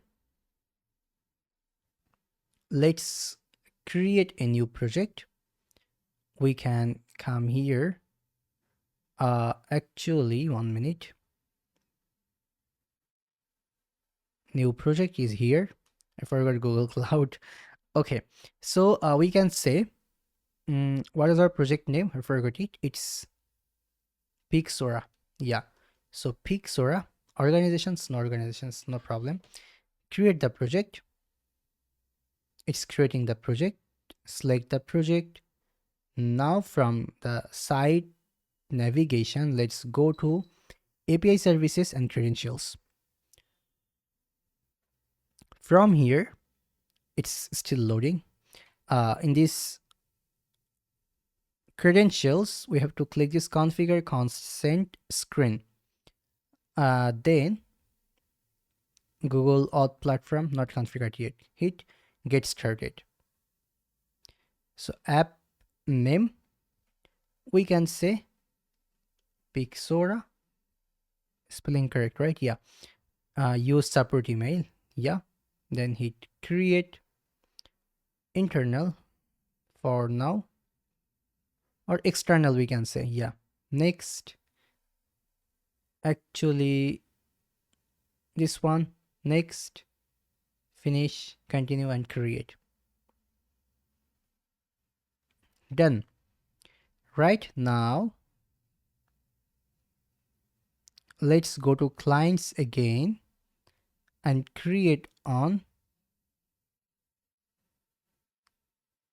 Auth client. Okay, type, application type will be web application, name should be Pixora. Yeah, and authorized JavaScript origins, very very important. We have to write here http clone / localhost 3000. Okay, very very important. Then redirects URI. This is where we actually need our next auth help a little bit. Let's go to providers, and from here Google, where's Google? Yeah, so you can see we can copy this from here, the redirect URI. So it should be something like this, that 3000 / API / auth callback and Google. Then we can hit this create button again, and this is our client secret. Again, don't copy my client secret or like client this ID, because I'm gonna delete it after creating the video. Why I'm saying it for so many times, because a lot of people try to do this, and I actually noticed it, and it's completely wrong. Don't try to do this. I'm gonna delete it, and that's why, like, I delete it from now on. I don't keep these credentials because it's not safe for me. Yeah, client ID ready, client secret ready. We can hit this OK button here right now, and you can see we have this Pixora client in here. Now we can come back to our project. Our authentication mechanism should work right now. Let's come back to our layout and Navbar. Let's implement next auth here. It's very easy, but still in here. Okay, it's done. You can see this is done. Sign in Google, it's done. So if we click here right now, this sign in, it should work. So I am clicking here, sign in. Here we go. You can see it's telling me to select an account from here. Okay, I'm selecting my account. I'm hitting continue. And here you go. This time it's showing launch app. And all interesting thing, let me show you. Let's go to Prisma Studio. So Prisma Studio, and users is 1. You can see this is the users table. Yeah, we're using MongoDB, but in Prisma it's actually shows up data in table structure, like on SQL database. So ID, name, email, avatar, then Stripe customer ID not available yet. Plan is free, role is user, users count 0, users limit 3, created ad and updated ad. So everything is here. It's looking perfect for us. Yeah. Now we can come back to our layout.tsx again, sorry, page.tsx again, because right now we have to start to work for our main section that's called editor, that AI photo editor section. And it's going to be actually big, not only big, it's going to be crazy level big, which makes sense because we are doing everything in here in this editor section. So let's come back in these modules. Let's create here editor and index.tsx, rafce editor, add here use client. Yeah, we can save it. We can import editor from modules and editor. Yeah. Now inside here, at first let's add on type for job status. It could be idle, queue, or processing, or completed, or error. The AI processing job status, we can say. Then we need on interface for processing the job. So it's going to contains ID, type, status, and progress, and the result. Yeah. Now we actually need here some array, some static, not static, it has some real value. That's why I'm suggesting you for this one, for this primary tools array, copy it from the source code. We're using here that Caesar icon. Yeah. Expand from Lucid React, type from Lucid React. Yeah. Then secondly, we again need that secondary tools. Okay. So again, something like this, import zap from Lucid React, crop from Lucid React, copy it from the source code. Then we have to combine all of this here. So sorry, all tools, we can say something like this, that primary tools and secondary tools. Then right now, let's come back to this editor, and here we need actually a lot of use state hook like this, that uploaded image, set uploaded image, processed image, set processed image, current job, set current job, edit history and set edit history, active effect, set active effects, prompt text and set prompt text, and show prompt input, set show prompt input. So what is this? I'm gonna explain one by one, slowly. Now we need another function here for uploading the pictures. We can say handle image upload. It's gonna set the uploaded image in this image URL. Set processed image will be null, set current job will be null. Then we can right now do one thing. We can right now back to our design. So let's come back here. Let's change this div to section, and the ID will be editor. Yeah. Class name py24, position relative, overflow hidden actually. Yeah. Now inside here we can add on background effects gradient color, something like this, absolute 0 inside 0, sorry, absolute and inside 0, bg gradient to be from background to muted divided by 10. Now here let's add another div with class name container mx auto px4 position relative and z index 10. So mx auto, something like this. Then inside here we can add on motion dot div. So motion, it should be motion. Yeah, let's import motion from framer motion. So import motion from framer motion. Then let's come back here again, motion dot div, motion dot div. Here let's add some animation properties, like initial opacity will be 0, y index 30, and while in view and viewport and transition and class name like this. Now we can add here on h2 with on paragraph, that heading, that Magic Studio, upload your photo and transform it with AI powered tools. See, the magic happens in real time. So let's come back here. You can see Magic Studio, upload your photo and transform it with AI powered tools. See the magic happen in real time. Cool. Now after this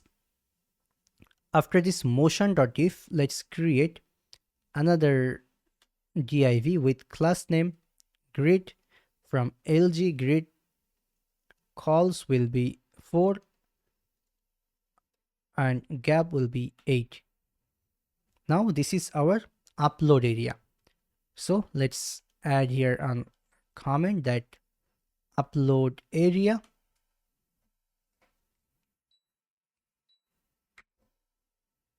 Now here we can add motion dot div, and initial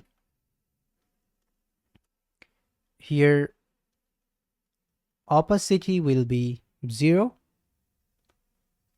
and x will be -50, while in view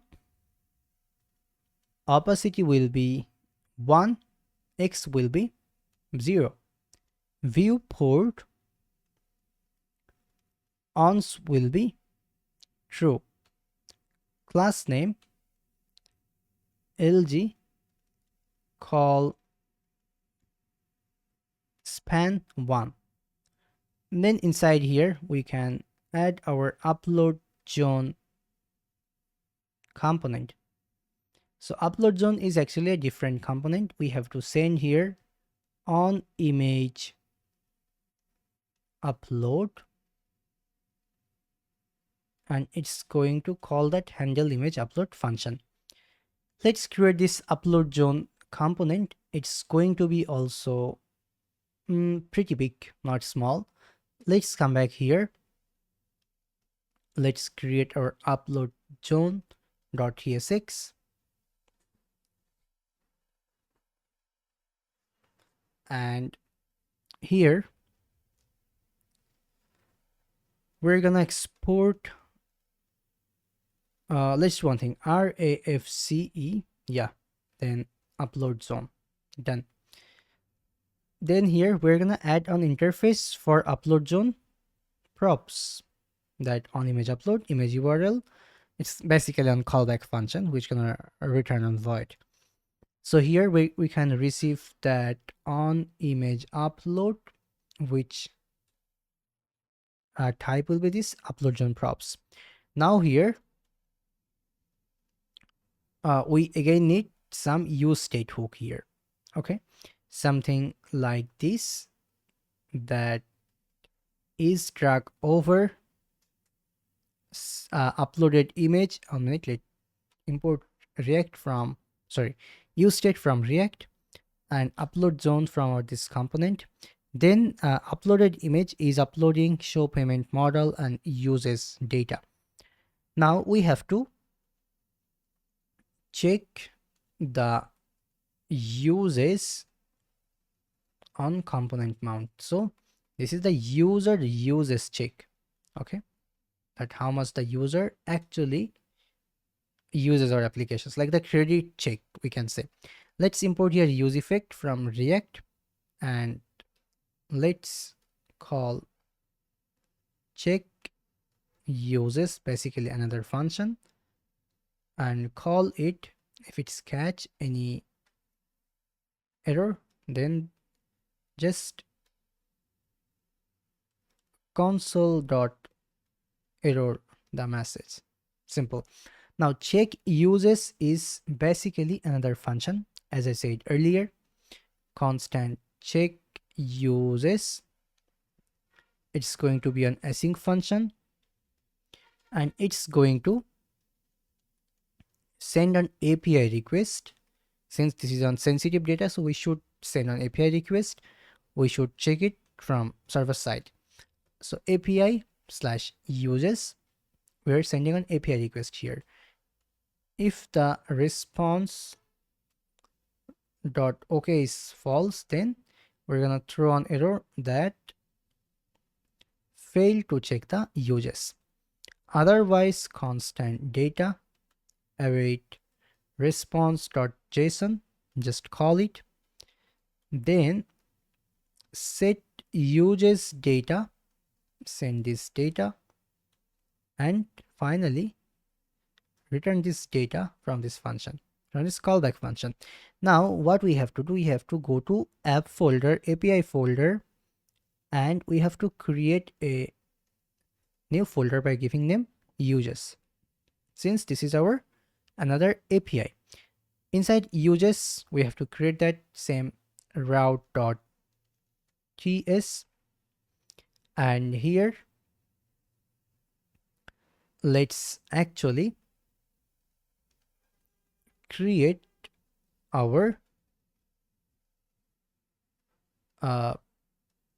async function get, since this is the rules of Next.js server-side routes, we can say.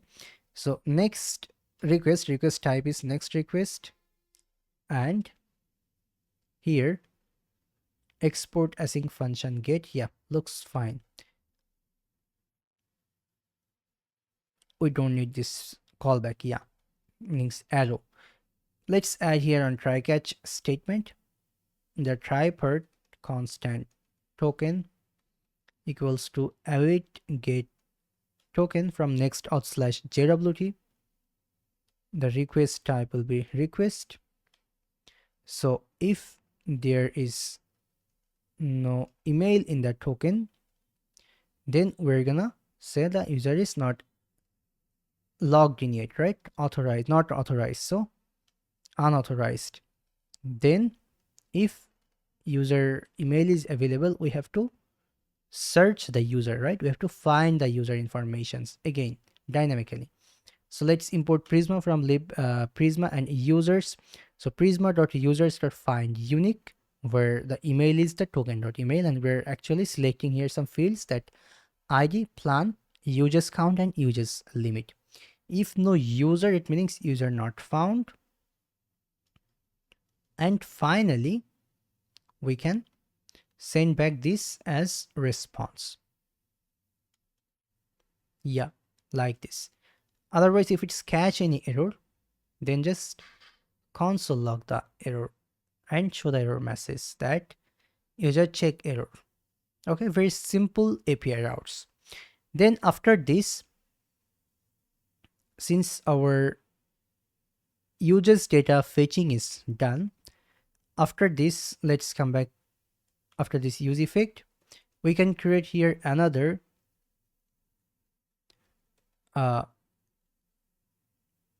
function that handle drag over, which going to be an use callback function. So react dot drag event e dot prevent default and set is drag over will be true, and let's make the dependency array empty. Now we need same function for drag leaf. So handle drag leaf something like this. Handle drag handle drop, not drag. And this time it's a little bit different. We have to call this handle files function. We're gonna create it right now. So handle files, let's create the handle files. Handle files going to be again an async function. It's gonna receive files, which type will be file, array of file. Yeah, now we are gonna work here later because it's the last and the big function. Right now we have to again go back here again. I mean, after this handle drop, we have to create another function by giving name handle file select. Again, that use callback and file something like this, and handle files send this files. Then after this, we need another important function for updating the users. Very, very important, right? So why it's important? When the user is actually uploading on picture, we have to update the users, right?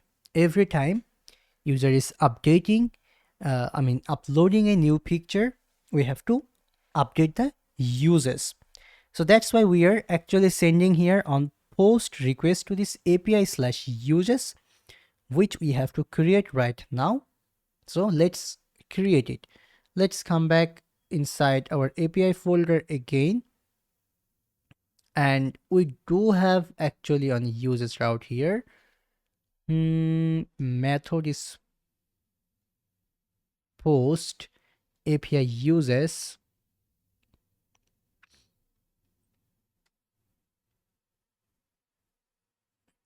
Yeah. So let me show you an interesting thing today. This was get fine, but we don't have any post here, right? So we can also actually make here post. It's possible with Next.js. So let's create here another function, that same get function. Okay, we can copy this, but this time it should be post. Done. Now inside here we again need that same logic, I mean same validation, the token validation, and we have to look for our user. So we are fetching our user information, users, and then after this we have to check that user can upload or not. Check if user can upload or not.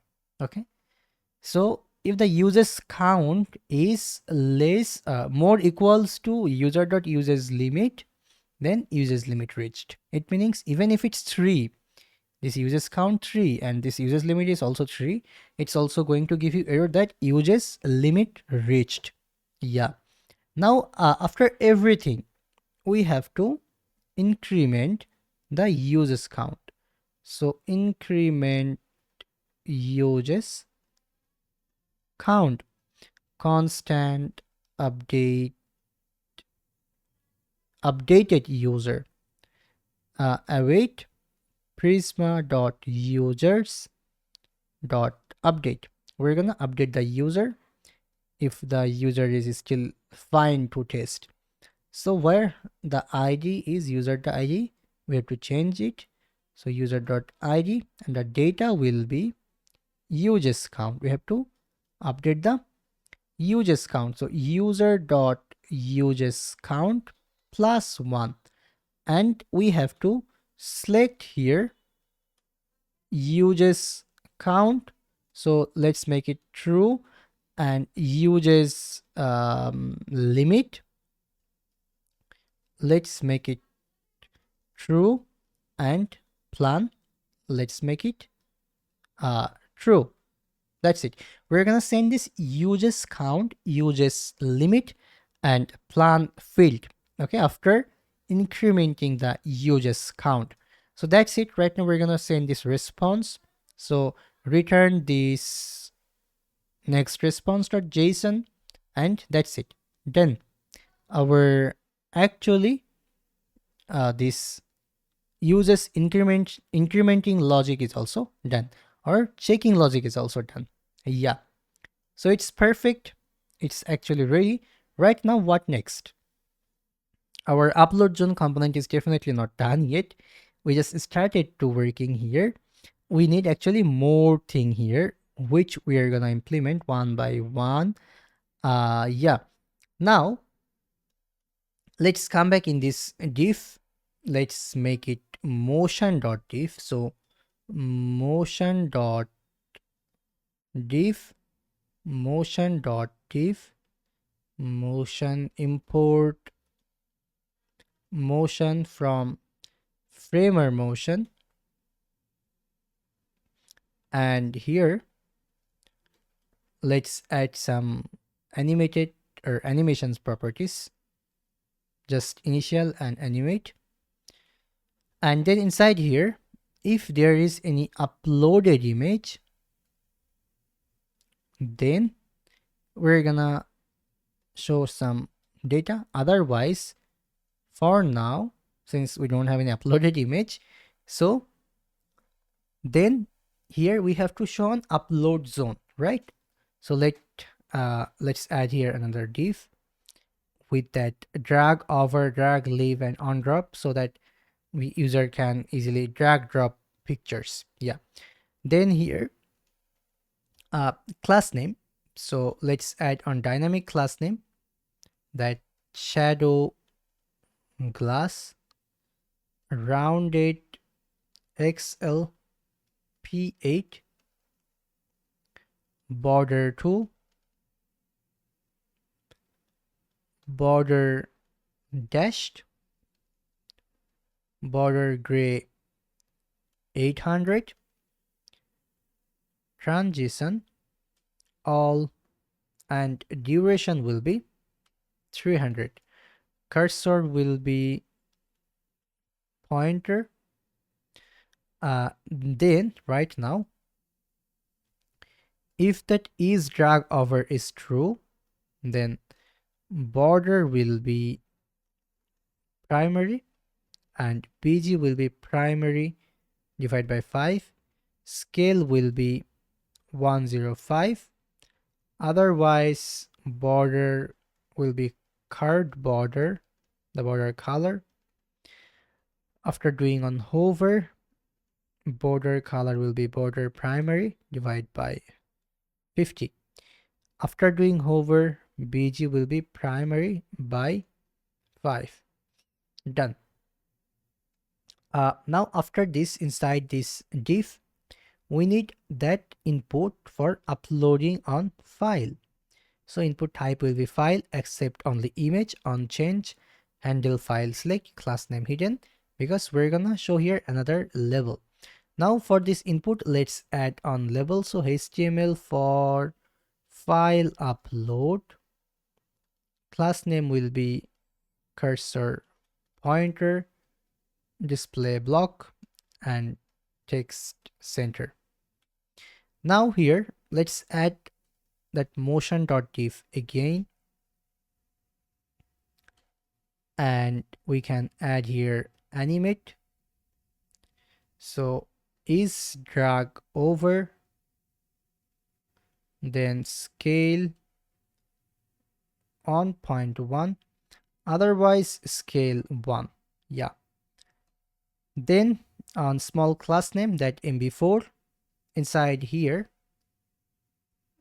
we can add another div with class name pretty big, something like this.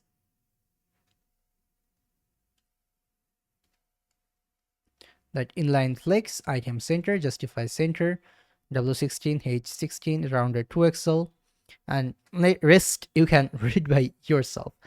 Inside here, we're gonna do one thing, that is upload loading, meanings is uploading, actually not upload loading. When it's uploading, we're gonna show on loader skeleton icon, not skeleton, spinner icon.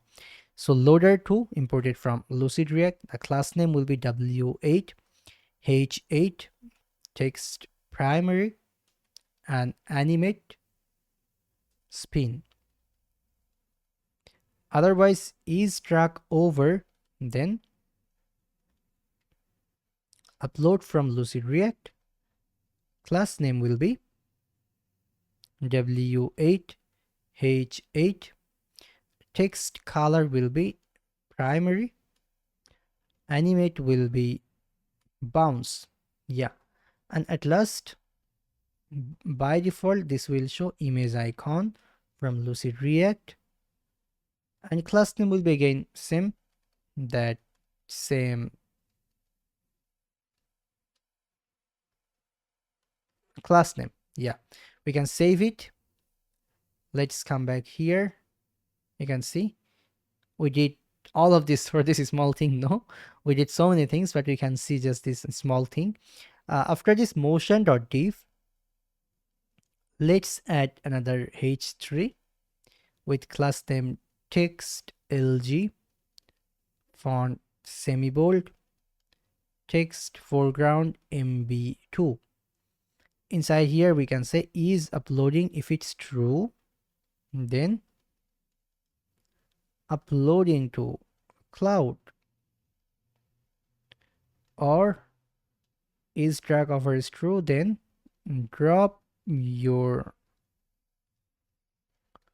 photo here, or by default upload photo, we can say, but the p should be capital. Yeah, we can save it. Here you go, it's looking perfect.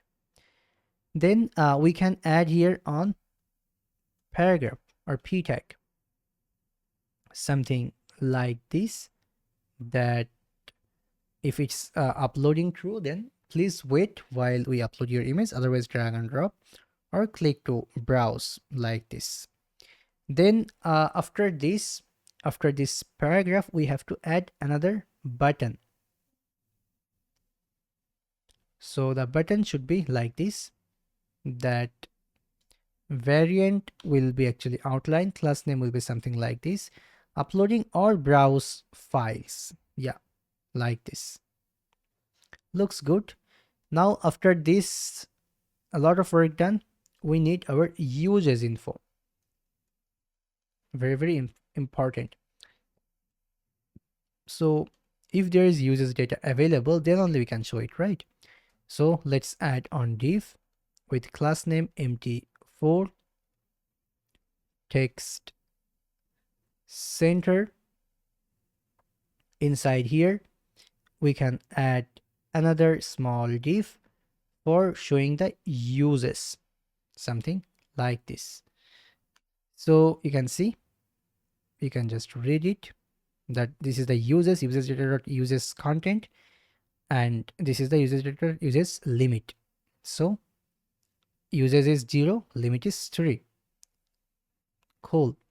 Then after this we can add on paragraph that we actually support JPG, PNG, WebP up to 10 MB. Yeah, looks good. Finally, when the free option is not available anymore, I mean you already uploaded 3 images, then you have to add payment method, right? You have to purchase the subscription. That's why we're gonna add here the payment model. But for now, let's skip this payment model. We're gonna do it later, definitely, because we have to do so many more work right now. Payment model is also another big component. As I said earlier, right now we're actually starting to do the main work, and payment component is kind of big. Yeah, it has around 150 lines of code, I can say. So that's it. Is upload zone ready? No, it's not ready yet. We have to actually do some more work. Like, let's come back here. If the uploaded image is available, then what we will do? In here, we're gonna say div class name relative glass rounded xl p4 border card border. We can add here button, and we can say on click, we can say clear image. Okay, we have to create this function. This clear image will basically clear all the images from this state. So very simple logic, right? Set uploaded image will be null, the image value will be null, and on image upload we're gonna send here empty string. Yeah, now this button, it should not be any button from scene, it should be simple button tag. Now let's add here on big class name like this. You can just read, or rather you can also check the source code if you want. Then inside here we're gonna add on X icon from Lucid React, that you can actually clear this preview, right? Image preview, or you can clear this image, meaning delete this one. After the button, let's add another div with class name aspect square, rounded will be lg, overflow will be hidden. Inside here, let's add image with source uploaded image and alter uploaded preview. Yeah, class name will be w full h full object cover. Yeah, after this div, let's add another div with class name empty3 text center, and let's add on paragraph tag here, actually 2 paragraph tag. First one is that local preview or uploaded to cloud. If it's actually like in a data value, then local preview, otherwise upload it to cloud and ready for AI magic, because after that we can actually implement AI features. Yeah. Then after that our work is done. This upload zone, we actually finished it. So our this upload zone work is done here, not these functions. We have to actually work in these functions one by one. We have to implement ImageKit. We're gonna do that, but let's come back here again. After the upload zone, let's add here our AI all toolbars. Okay, so let's add on div with class name mt6 space y3, and on h3 with class name text lg, this line. Yeah, then font will be semi bold, text foreground mb4, and inside here the elements we can say AI tools. We can save it. After this h3, we can show here prompt for the input. So show prompt input. If it's true, then motion dot div.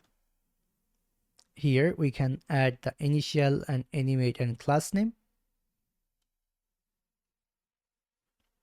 So initial, animate and class name like this.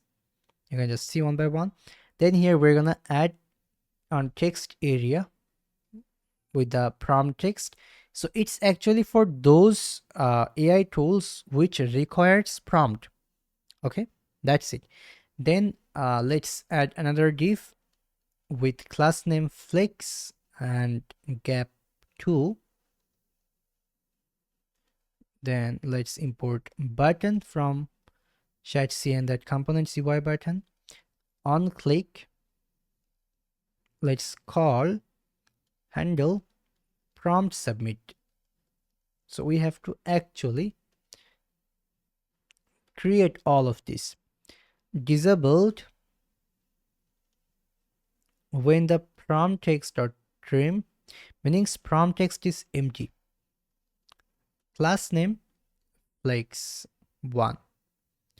Inside here we can say apply. We have to just create this handle prompt submit.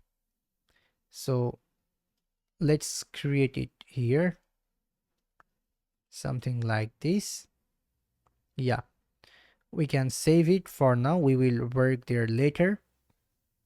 Now after this button, let's add another button with variant outline, and on click will be set show prompt input false, and this is for cancel button. Yeah, you can see nothing here because this will only appear when the show prompt input is true. Yeah, now let's come out from here and let's add that primary tools dot map tool. Then here constant is active effect dot has tool dot id. Why it's giving a warning? Let me check one thing. Okay, let me cut it. It's finishing here. Motion div is ending here. Yeah, I can add. I don't know what's wrong. Void is not assemblable to React node. Okay, no problem. I understand why it's giving the error. It will fix after some time when I'm returning something. Okay, so constant is processing. Let's quickly add it. This file is crazy big. So current job dot type, if it's matching with tool dot id, and current job dot status, if it's matching with processing, then is processing is true. Then is queued, so something like this. Current job dot type, if it's equals to tool dot id, and current job dot status, if it's matching with processing, yeah, then it means is queued. Yeah, and another one is for is disabled, something like this. So we can just read one by one, and right now the error will begin. Just return it, and let's add button here where key will be tool.id. The variant will be is active. If it's true, then default, otherwise outline we can say. Then we have to add some class name, some actually big class name like this. You can just read from here, and after giving on click, it's going to call the handle tool click function. We have to create it in here, that handle tool click function. We're gonna work here later, just create it for now. So handle tool click, and that's it. Let's come back here. It's going to actually receive tool id, so tool id, which going to be string, and we can save it. Done. In this button,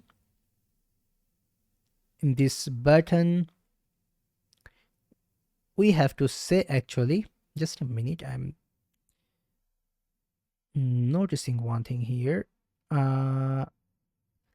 Okay, it's fine, I guess.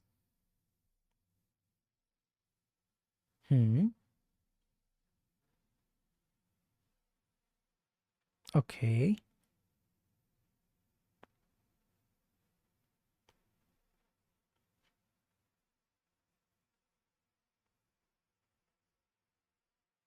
All right, so for now this is good enough. Let's add here tool dot icon. Class name will be something like this, that h4 w4 mr2, and if is processing is true, then animate pulse, otherwise empty string. Yeah, otherwise nothing for now. So let's come back here. You can see so many things here, but no value. Let's add the text, I mean no text, so let's add some text inside here.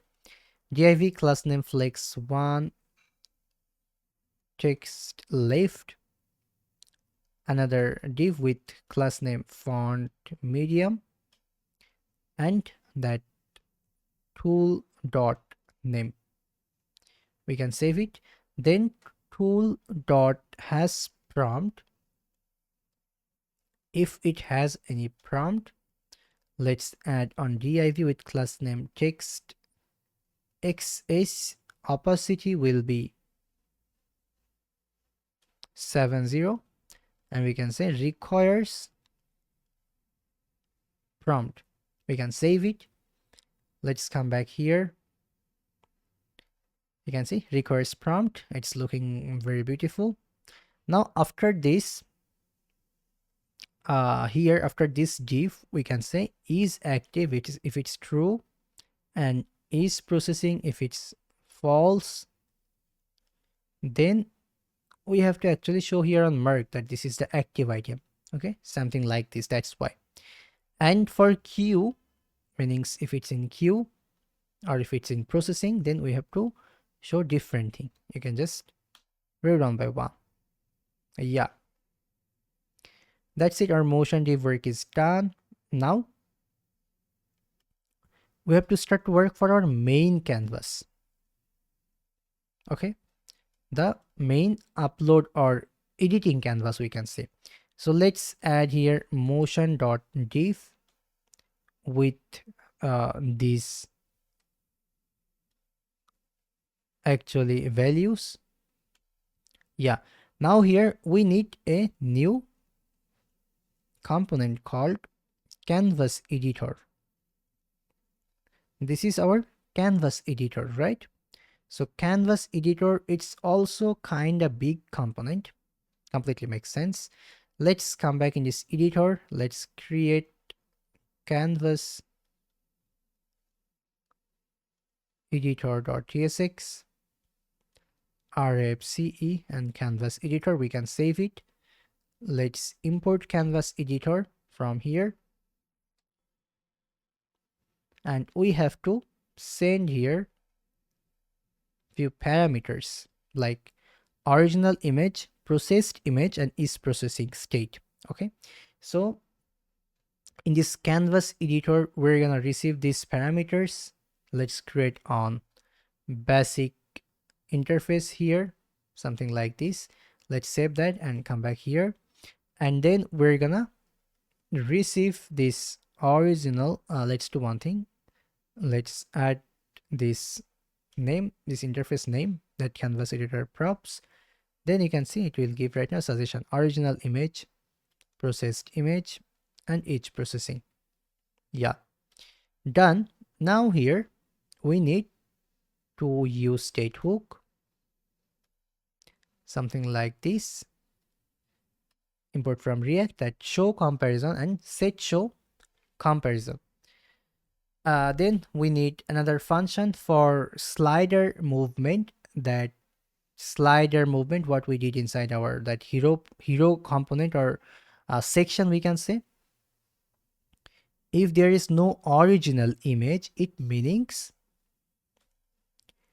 actually we have to upload a picture, or it's like, then it's null. We have to understand when there is no original image, then it means the image upload feature is actually empty here. That's why the canvas editor is empty. Yeah, so for that case we are gonna show this. You can just check this class name from here. Yeah, then right now let's come in this return. At first add here space y4. You can check that margin actually block start and block end. This is the space.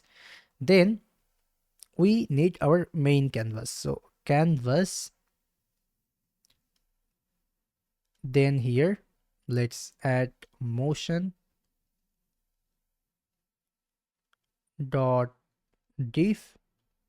So let's import motion from framer motion, and we can say layout motion, this one, the animation, and class name relative glass rounded axle border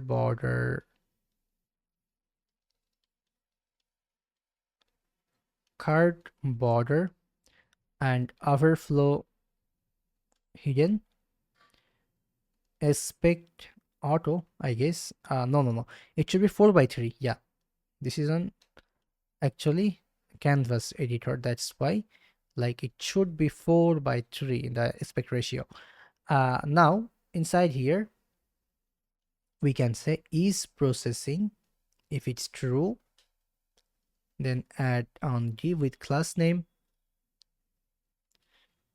position absolute inside 0 bg background /80 backdrop blur sm z index 10 flex items center and justify center. Now inside here let's add another div with class name text center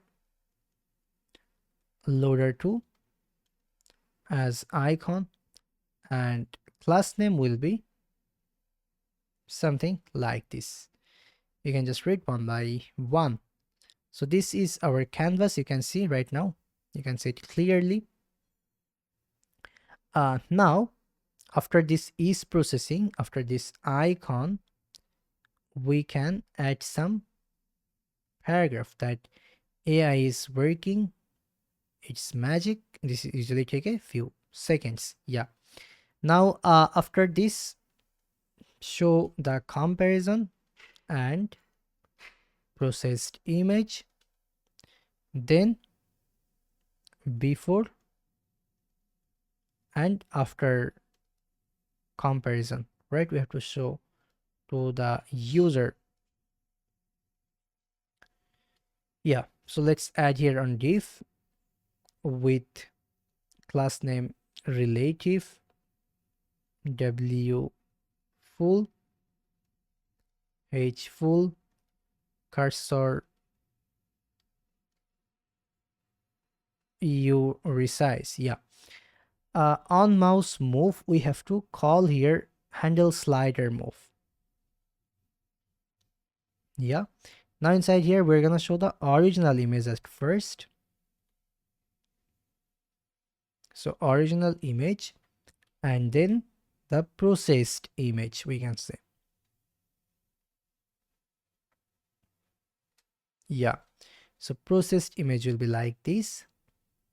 The same thing like we did in our hero part. And we need that slider right now. That same slider. Completely same. And that levels. That slider, actually image levels, like at the bottom, that after or before.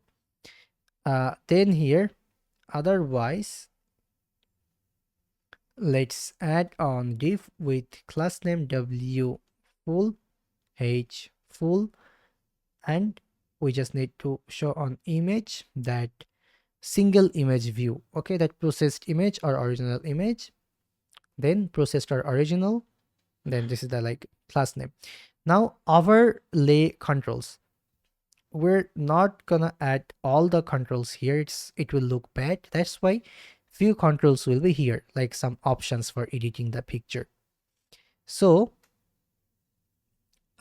we can say overlay controls and processed image, and if is processing is false, then let's add on div with class name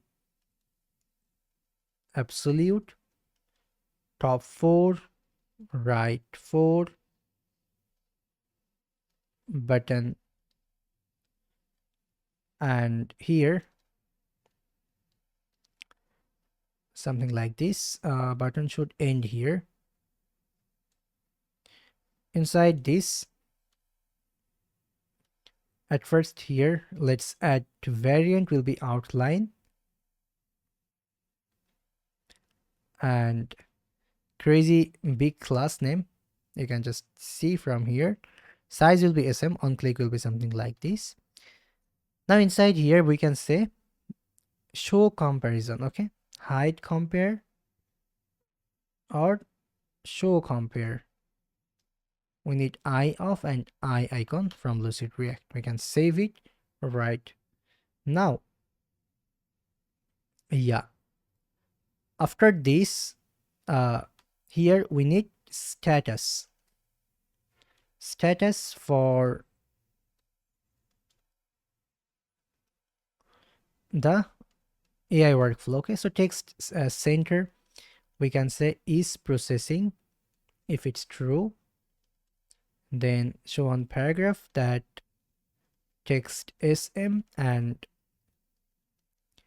text primary, we can say processing with AI. Yeah, otherwise, if the processed image is true, then we can say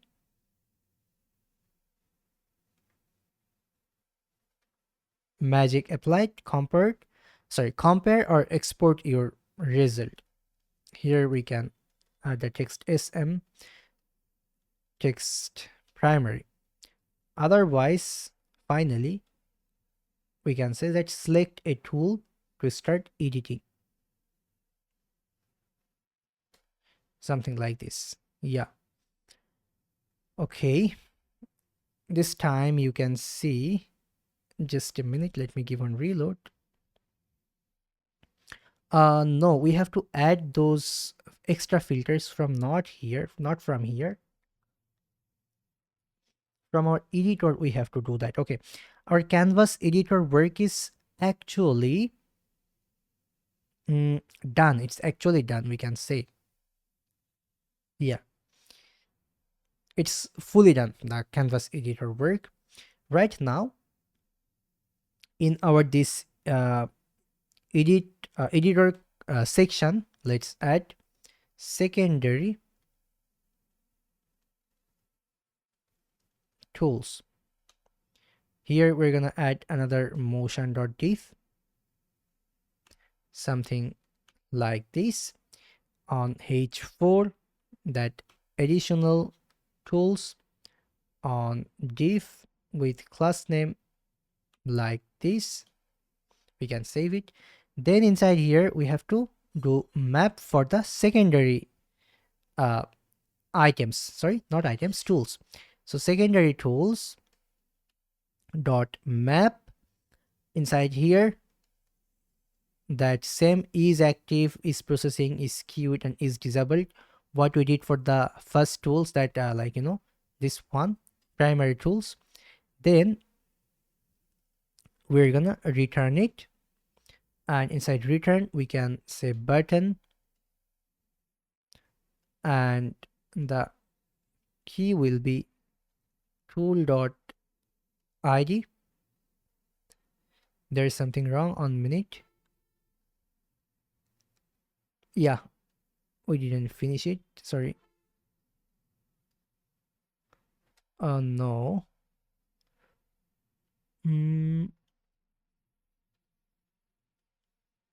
No, the syntax is wrong here.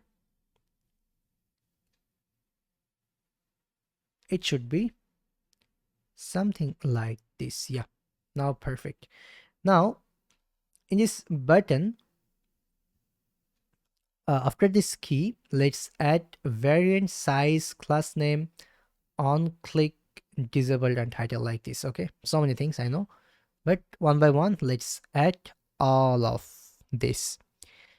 Then tool icon, something like this, that if it's processing then animate pulse, otherwise empty. And for is active and is processing, actually same thing. It's same like or that primary tools. Okay, it's just like in a different position, okay, different place. That's why we are writing it twice, but logically it's same, but instead of here we are adding that in here. That's why it's different. Now after the button, 1 minute, one thing is not here I'm noticing, and that is, where is the text, right? The tool name is not here, so let's add the span in here. Yeah, now it looks beautiful. So our this middle work is done, right? Middle section, middle panel, we can say. Right now we have to work in the last one, the right panel, or the job status. Yeah, so here let's add again another motion div with class name like this, that initial opacity 0, x-axis 50, while in view opacity 1, x 0. Then another div with class name like this, that shadow glass rounded XL p6, border gray 800, and on h3 that job status. You can see this is the right side, looks good. Now after this, if there is any current job processing, meaning current job is running, then, or not running, current job is available, we can say, then here we can actually do something, but otherwise else we can show here on paragraph tag that upload an image and select a tool to start. Okay, yeah. Now inside here we have to work right now after this current job. So inside this div, let's add another div with class name like this, that flex item center space x3 and something like this. So you can see if the current job status is processing, then loader 2. If it's completed, then this icon. If it's actually queue, then this icon. Otherwise by default clock icon. I mean, it's that same icon again here. You can just read from here. Then after this, here let's add another div with on paragraph tag that all tools dot find the t.id current job dot type. So basically we're actually saying the, like, which items you selected, that one, nothing else. Okay, we're just like showing that name in here. Then finally here, if the status is queue, then this message. If its status is processing, then this message. If it's completed, then this one. If error, then this message. Okay, so we're just like sending some, showing some messages here to the user. Now let's come out from this two div. Let's add here current job dot status. If it's again processing, or current job dot status is queued, then here we can add another div with class name like this, that w full bg muted rounded full and h2. Now here let's add another div like this. You can just read one by one the class names, that if the current job status is queued, then this color, if it's queued, then this color, the styling like this. So yeah, right now when queued is done, we have to do for the next one, right? That processing. And actually for processing, if it's queued, then initializing. If it's processing, then waiting for AI to complete the transformation. That's it. We can save it. And finally we need just one more thing, and that is called edit history. Okay, so after this, here we can add here another comment that edit history, and edit history dot length. If it's more than 0, then show on class name like this. Let's add on div with class name m8 mt8, then on h4 with class name text sm font semi-bold text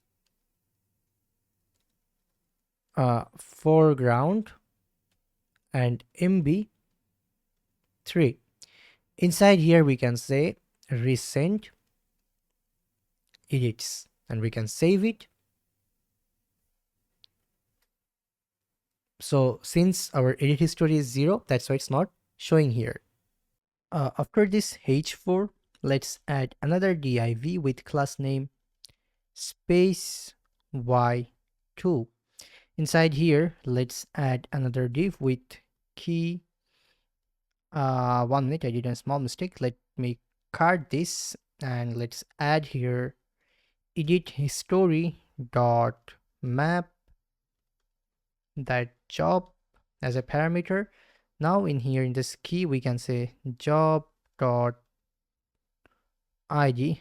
Here we have to add another first bracket,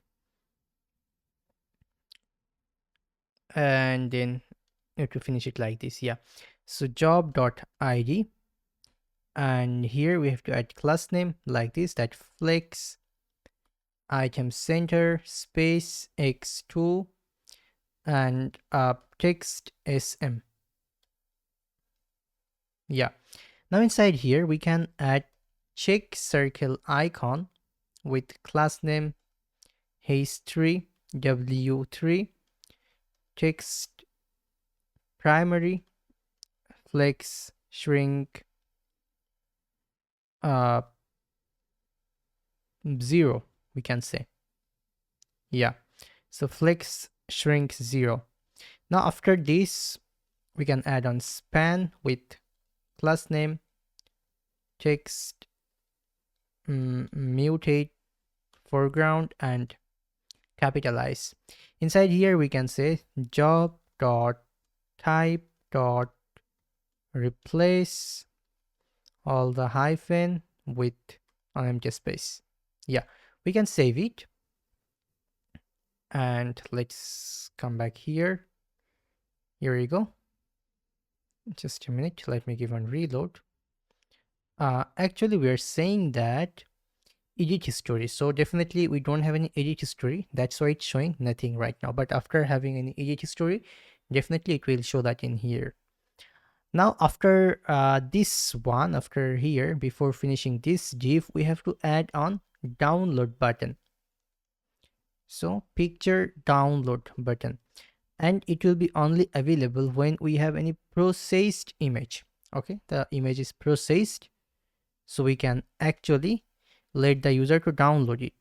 So here let's add on class name like this, that empty6, and on button with on download icon and download text like this, where button variant will be hero. Sorry, we have to add string. Yeah, hero, and on click it's going to be handle export and that jpgs. We're gonna actually like download the picture with jpg format, and class name w full. Download is actually coming from Lucid React, and handle export we have to create it right now.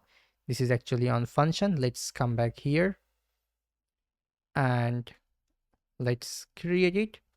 So constant handle export, it's gonna receive the picture format as a string parameter.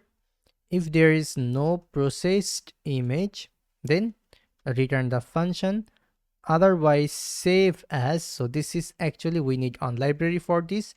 We're gonna use here new library called file saver. So let's install a new library here. Let's open a new terminal. Let's write npm I file saver and import file saver from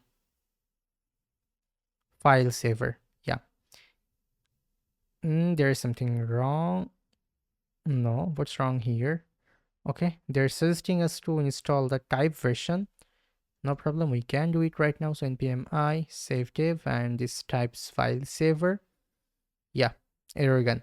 Now here save as, what we have to do here, we have to basically send the file parameters. 1 minute, let me see the documentations a little bit. Okay, I got it. We have to send this processed image, and we have to send on name, like which name we want to save the file. So we can say pixora and date.now, then this will be like unique, and then we can actually add the format, very very important. So something like this format, it means pixora date.now.jpg for us. Okay, it will download the picture like that. That's it. Handle export work is also done. So with that said, our this Magic Studio design work is actually done. We can quickly finish the footer part, then our designing all work will be done. We can move to functionalities later on. So let me quickly finish the footer. It's very small.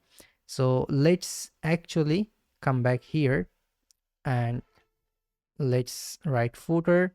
We're gonna create it inside this components folder. Let's create a new folder by giving them footer and index.tsx, rfce and footer. Yeah, we can import footer from this components folder, and from here let's start to work in the footer. So at first, let's change this div to footer here also, and we have to write here class name like py12 border t border card border position relative overflow hidden. Inside here we have to add on background effect, what we are always doing, that type of similar background effect here. So background effect, something like this. Inside 0 bg gradient to t meaning stop, from muted tint to transparent. Yeah, after this we can add another div with class name container and mx auto, then px4 position relative z-index 10. Inside here we can add motion dot div. So we have to import motion from framer motion. Let's import motion from framer motion and make it client-side component, since framer motions doesn't work in server-side component. Here we have to write some animations properties like this, that initial opacity will be 0, y-index 30, while in view this will be opacity 1, y will be 0, viewport on true, and some transition.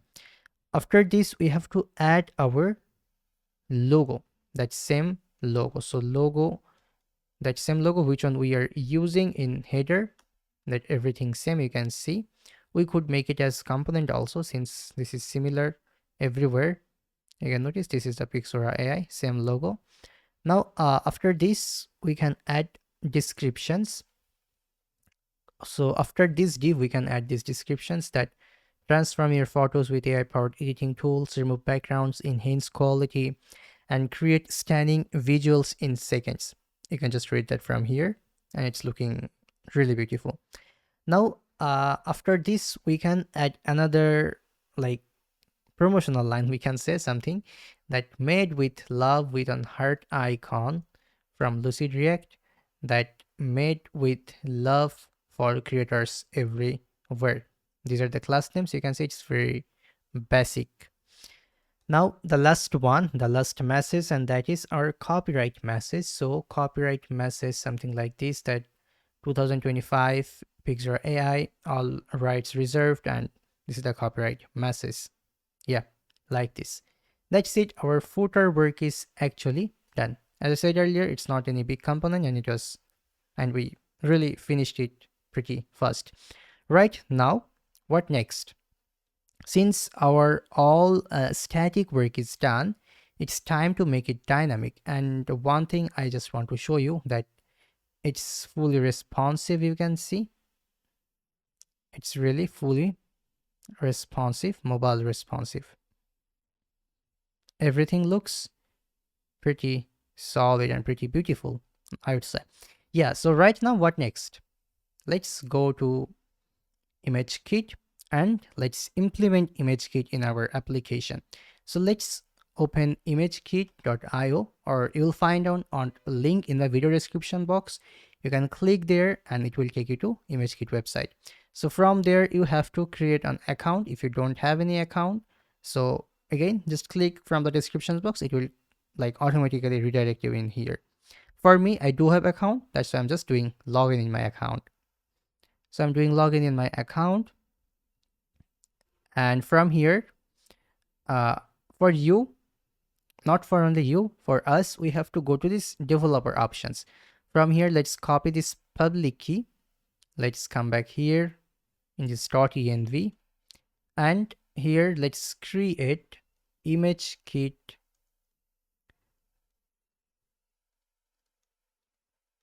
public key, and let's paste your public key. Okay, don't try to copy paste my public key, it's definitely not going to work for you.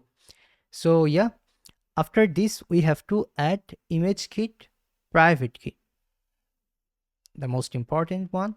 So private key is something like this, it's my private key. So again, don't try to use it because I can revoke it from here easily, I can rule the keys. So yeah, that's it. Now for ImageKit, actually we need this private and public key, we don't need anything else. We can close this .env file right now, we can come back to here again. From here we can click this integrations Next.js. You can see it's automatically taking us to the Next.js documentation. And for working with Next.js, they have one very beautiful npm library. We can right now start to install it. So let's paste the command in here, that npm install imagekit/next. Here you go, it's done. After this, what we have to do, so to work with ImageKit Next.js, you can see the documentation from here again, that we have to actually create an API route. We have to do an authentication. So it's pretty big, but definitely it's recommended to follow these documentations. But for you, let me make it more clear and more fast. Okay, so you just have to come back in this API folder. You have to create a new folder by giving name actually upload auth. Yeah, upload auth. Inside here you have to create route.js. Then inside here you just have to copy paste the code from the source code. This is recommended, and you will I think you will also find out that in the ImageKit documentations as well. So what they are doing here, you can see we are actually calling here ImageKit next server. This is like I mean, this is the npm package, and we're calling the server one from here, the server directory. Then we are actually calling this get upload auth params. Actually, what is this called? Params or function? Yeah. And then it's actually expect some options, that private key and public key. We have to send that private key and public key, and it's going to return us on token, expire, and signature, and it's going to generate us our upload authentications parameters. So with using this, by using this token, expire, and signature, we can upload our picture. Okay, we can upload our picture to ImageKit. You can see after this we can actually return this API. We can return this token, expire, signature, and the public key, that ImageKit public key. Yeah, so we can save it. Our that API route work is done, and that's it. Setting up ImageKit is this much easy. Right now we can actually start to upload like our pictures to ImageKit. It's serious level easy. Right now, then let's come back to our editor again, and from here so many things we have to do. At first, let's work on this handle prompt submit or handle tool click. We can start to work from here. So if there is no uploaded image, then return the function. Otherwise, constant tool all tools dot find that t.id. If it's matching with tool id, then that's the tool. Okay, so we're actually like, filtering, or not filtering, we're finding out the tool from here, which tool the user selected, the AI tool. Okay, this is actually, if there is no tool, return the function. Otherwise we have to toggle, it's not Google, it should be toggle effect on or off. Now constant new active effects and new set, and let me add the active effects here. If there is new active effects dot has this tool id, then new active effects dot delete Just a minute. Yeah, then tool ID, and we can actually call the set active effects, and we can send this new active effects. Okay, so basically when you are selecting on AI filters from here, let me show you from here, then we are toggling it one. Okay, we have to make sure that user is able to understand that which AI features the user selected. That's it. Okay, nothing else. So that's why we are actually changing this active effects state from here. We're adding this new active effects. Yeah, then after this, what we have to do, we have to remove effect from image. So constant remaining effects and array dot from new active effects. Now we're gonna receive on, we're gonna make a new image URL with these AI filters. So new image URL, we can say remaining effects dot length. If it's more than 0, then we can actually add here uploaded image, then no dot tier, meaning transformations, the full form. So this is basically parameters which is specified by ImageKit. So we are actually using their parameters which they are actually telling us to use. So tier means transformations, and remaining effects dot map the effect and get ImageKit transform. So what is this? Let me finish transform, and we're gonna send this effect, then dot join. Yeah, so we can use here comma, and that's it. Now get ImageKit transform, it's actually, all right, I'm back. So it's actually a new function. We have to create here a new function by giving name get ImageKit transform with tool ID, which is going to be string, and we're going to receive here prompt, which is going to be optional but string, and it's going to return on string. Yeah, now inside here we have to create another object like this that transforms record. Type will be like this, string and string, and e.bg remove,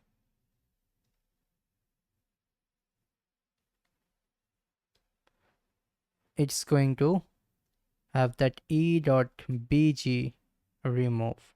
What is this? This is very important. This transforms parameters are very important. Let me show you about this from the documentation. Okay, so if we actually go to this transform and adapt and image transformation and AI transformations, then from here you can see we have background removal, and this is the parameter, we can say transformation parameter. So we have to use this to remove the image background. You can see we just have to add this after our ImageKit image URL. That's it, and it will automatically remove the background. We don't have to again upload the picture to ImageKit or do something like that to do this AI effects. For an example here, you can notice e change bg prompt, and when you are writing e change bg prompt after your image like this, that here equals to e change bg prompt snow road. See, this was the like normal picture and ImageKit did this. So it's kind of like similar like or this picture. Let me show you this one, but it had different prompt. I will show you how can you also make like this. It had some like more bigger prompt, but however the main point is that we have to actually use some parameters like this. Okay, this e change bg prompt, then you can notice We have more e change busy prompt. This is another one. This is actually e edit prompt, and then this is also same edit prompt. This is like another one, that bg gen fill, okay, and means generative fill, and that prompt, okay. So we have so many parameters here. We can check one by one. For you, you don't have to do hard work. You can just go to the source code and you can copy paste these transforms parameters from there. It's something like this. So we did so many things here. Just a minute. What's wrong here? Let me see. Okay, nothing wrong. We have to return something. That's why the error is coming. No problem. We can do it. But you can see these are the parameters. You can just read one by one. This is the echange bd prompt, and it's actually like, we are calling this encode URI component. So it encodes a text string to a valid component of a uniform resource identifier. We can see from here. So these are basically parameters, we can say. Then finally, we have to return the transforms and the tool ID or on empty string. So still it's giving an error. So definitely there is something wrong somewhere. No, not here. You can see it's fine. The error is actually coming from here because we haven't finished it yet. Yeah. So after this new image URL, right now, basically here we said if the remaining effects.length is 0, then this, otherwise we have to say uploaded image. Very simple. Just a minute. Yeah, and finally we can call this set processed image and new image URL, and then we can return this function. That's it, done. Right now we can save it. After this if logic, this one we can call up it. We can write now check if the tool requires prompt. So as I was showing here to you, that we have some parameters which actually requires prompt, like this one. So if the parameters actually requires any prompt, then we have to show on text input, right, on input, so that user can enter the prompt. So that's why we have to write here on logic that if tool dot has prompt is true, then set show prompt input true, and set prompt text, it's going to be an empty string, and finally we can return the function. That's it. Now after this we have to apply the effect immediately, right? We have to add the parameters in the URL. That's why we're gonna call here await apply effect, and we're gonna send the tool ID. Now you might be thinking, where is the apply effect? No worries, we're gonna make it right now. And since we're using here await, we have to definitely make it async function. Yeah. Now let's create that apply effect function. So constant apply effect is going to be again on async function, tool ID, which going to be string, and prompt, which going to be string. Now here we're gonna write that basic check again. If there is no uploaded image value, then return the function. Yeah, otherwise constant new job, which type will be this processing job, and ID will be date dot now to string. Then here we can add the type, which will be the tool ID. The status will be queue. Yeah, so queued, and progress will be 0. Yeah. Now finally we have to set this as the current job. So set current job, we have to send this new job. Now after this, we have to apply the effect to active effects. Yeah. So constant new active effects, it's going to be new set active effects, and new active effects dot add the tool ID, and set active effects will be this new active effects. Yep. Right now, finally, we're gonna generate the ImageKit transformation URL. So we can say constant all effects, the all effects. So array dot from this new active effects, constant transforms all effects dot map, since this all effects is an array, and add here a parameter like effect. We can call that get ImageKit transform. We can send this effect, we can send the effect and tool ID. If it's matching, then prompt, otherwise undefined. Yeah, that's it. On minute, I guess I did a small mistake somewhere. Yeah, we need another second bracket here, and let's finish it in here. Then effect, yeah, we don't need another first bracket like this. I'm doing a lot of syntax mistake today. Okay, it was in the next line, that's why I couldn't see it. We don't need that. But active effects, sorry, all effects, that's what I was thinking, why it's giving error.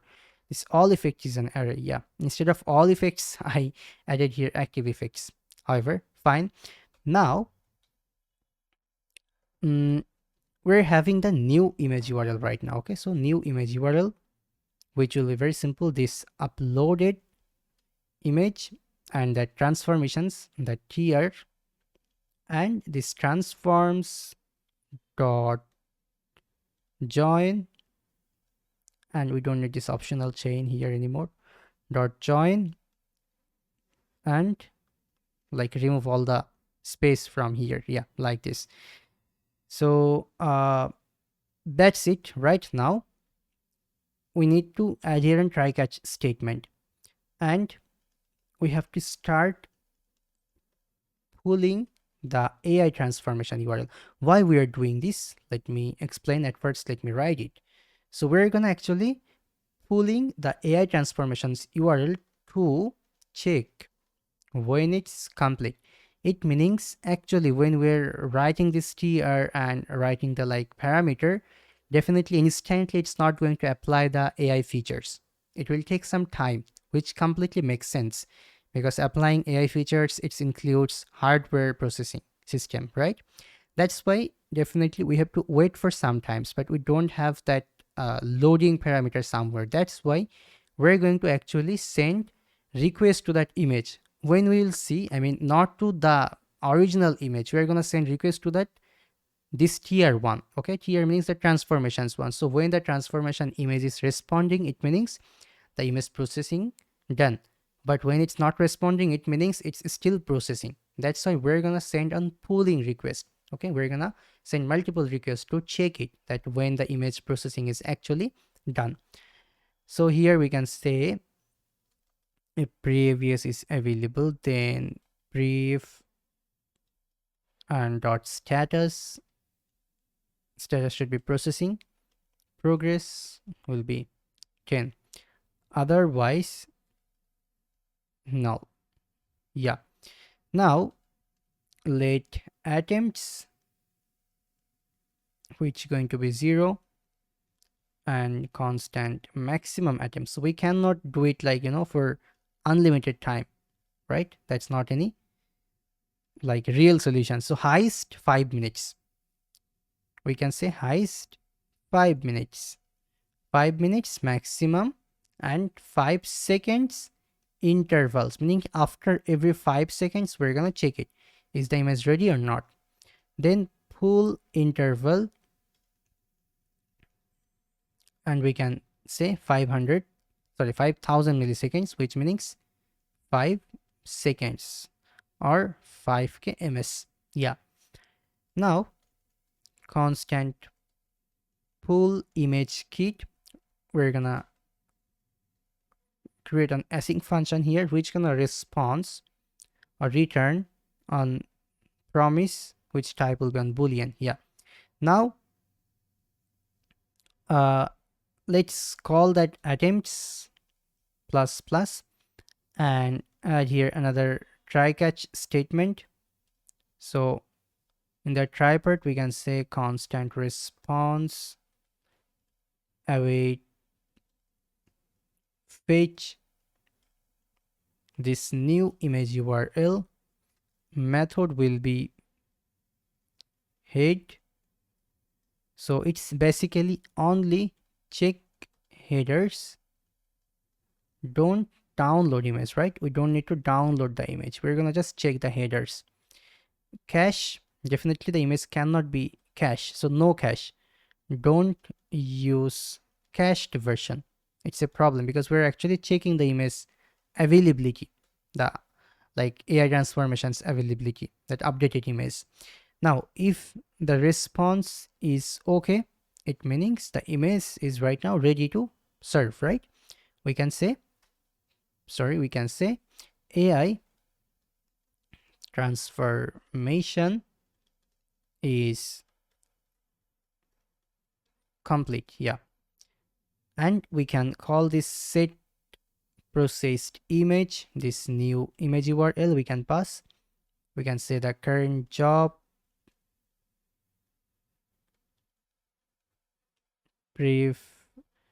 previous, then spread second bracket, yeah, spread the prev, and progress will be 100, that it's done. Status will be completed, like this. Otherwise it should be null. Yeah. Now after this we can say completed job, new job status this time will be definitely completed. Yeah. And completed as job status. Progress, yeah, so progress, it's going to be 100. Result, it's going to add that new image URL. Yeah, that's it. So we are actually doing a lot of work and we have to do it. We have no other options. Then we have to send this to in this set edit history. Okay, this complete job. Right now finally we can return this function. We can say return true. Yeah, if it's catch any error, then we have to console log the error that pull attempt this time that AI is still processing. Yeah. Then after this we can update the progress based on attempts. Very, very important this is. So constant progress math dot mini 10 and plus attempts, multiply this with 1.5 and then 90. So basically what we are doing here, let me explain. So 10% to 90%, it's gonna return value like this, 10% to 90%. So since we are actually doing on pooling here, right, we are actually sending multiple requests.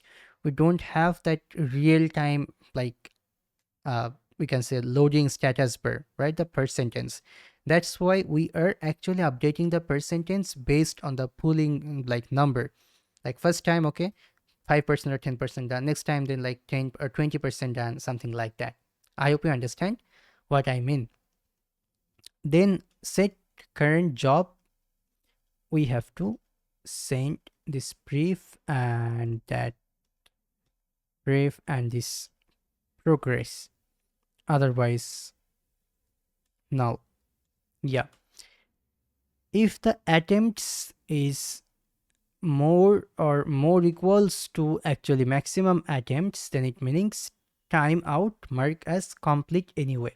Okay, we're gonna say that it's actually completed anyway, and that's what we're doing. We're just making making another object that completed job. We're adding that new job, we're spreading it, so it's just adding all the like inside objects value in here, and status complete, progress 100, and we're sending that new image URL again as a result. uh, Otherwise, at last we have to continue the pooling. We can call that pool image kit return function. Yeah, that's it. And finally, if it's catch any error, I guess guys I did a small mistake somewhere. It should be on minute. In this catch error, let me finish it. Let's actually add here that error applying effect. This is the current job. We're gonna change the current job when there's an error. But after returning this pool image kit, we have to start the pooling, but I did mistake somewhere. I can clearly see it from here. So this is the try catch statement starting from here. Let me see again. Okay, it's fine. Pool image kit, fine. This is the try catch.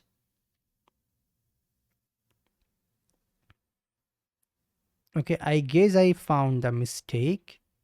It should not be end here. It should be end here. Yeah. All right, I'm right now. Then finally we can call this pool image kit function. Now it makes sense. Yep. So this is another if else, and this is the try catch, and this is the main one. Okay. Now it perfect. That's it. So here basically we are starting the pooling. So we can say start or starting pulling from here. Yeah.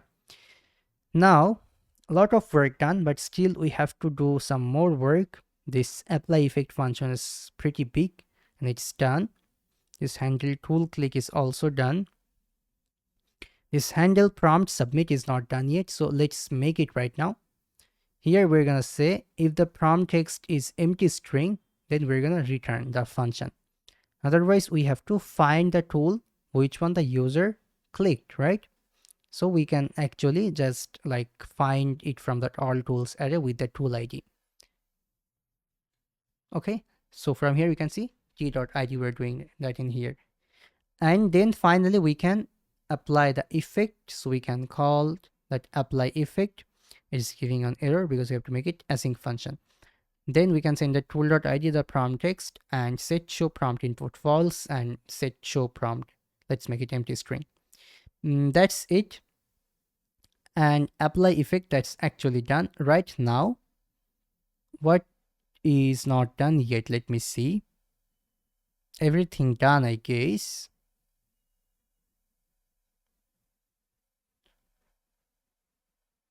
Yeah, for me, from my side, I guess it's done. Let's see if it's giving us any error. We're gonna debug that, no worries. Since this is a very big component, it's actually kind of complex. Even it's complex for me. Yeah, but we have to do some work in this upload zone. I can clearly see it from here. In the upload zone, we have to do some more work, but it's not going to be big. You can see the handle files function is completely empty here, where we have to actually write some code. So handle uh, files inside here, if there is, sorry, let's make an image file here at first, image file, and files dot find file dot type starts with image. We can find out the image, yeah, easily. Then after this, if there is image file, then we're gonna say that set is uploading true. Basically here we're uploading our pictures to ImageKit. Okay, then we can add here another try catch statement. So on the try part, at first we have to check the user uses. Okay, so we can call that check uses, which work is actually done already. It was small function, not big function, but we did some serious work there, that we checked actually the uses of the user. So it is very important. Now let's come back here again. So first we are actually checking the uses. Then secondly, what we have to do, we have to check, or sorry, we have to update the uses count. When user is uploading on picture, we have to update the uses count. And finally we have to upload the image to ImageKit. So upload to ImageKit, it's not done yet, we're gonna create that right now. But otherwise, if it's catch any error, we can actually console log the upload failed. Yeah.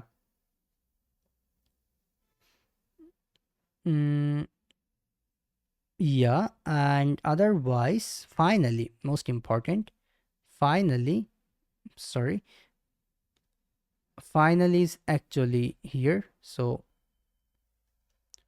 finally we can say set is uploading false. Now let's make this upload to ImageKit function. So this is the most interesting function, because from here we're actually going to upload the picture to ImageKit right now. Let's make it async file, and let's send here file as a parameter, and it's gonna return on promise, which type will be actually string. I mean, it's gonna return on string. Yeah. Then let's add on try catch. Then at first we need those authentication parameters, which we actually found from this get upload auth params. Okay, we actually, so get upload auth params is actually another function we have to create here. So get upload auth params, let's add here an async function. Basically here we're gonna call our that API, which API we created some time ago. We're gonna fetch that API right now. So await fetch slash API slash upload auth. Yeah. Then if there is any error, so response.ok false, then it means failed to get the upload auth params. Otherwise, constant data await response dot json, and we can return the data. Simple, done. Then here right now we can back, and after this we can say constant result. Right now we're gonna make our like uploading that upload file upload object. Okay, so we can say await upload. So let's import upload from ImageKit. Let me copy this, import upload from ImageKit slash next. Yeah. Now here upload, and let's add the file. The file name will be our file dot name. Then we have to specify the folder, which is going to be Pixora uploads. then the expiry, so expire, then token, signature, public key, which is going to be the public key, and on progress, it's gonna return on event. So let's call back here that event. We're gonna update the progress if needed. Okay, so for us, we don't need this. For just now, we can just like console log it. Then finally, it's done. Right now, we can return the result.url from ImageKit or an empty string. If it's catch any error, it means there is something wrong.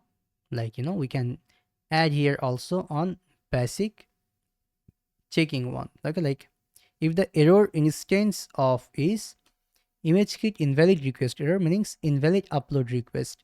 If it's ImageKit server error, means ImageKit server error. If it's ImageKit upload network error, the network error during upload. That's it. Now this one work is actually done. Now let's come back here. It's giving some error. Cannot find upload to ImageKit. Why? What's wrong? I guess I did some horrible mistake somewhere. Let me see. Yeah, there should not be another second bracket. I mistakenly added another one. Yeah, now done. You can see this one is also done. Now right now, is there anything left? Let me see. I don't think so.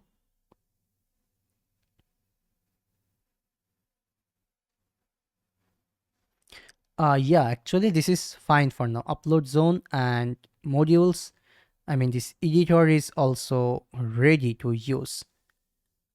Yeah, just one thing, that canvas editor, let me see. I think it's fine. Yeah, it's actually fine. Okay, what next then? Let's try it right now, right? We're writing coding for so long time and we are not watching any, like, we're not like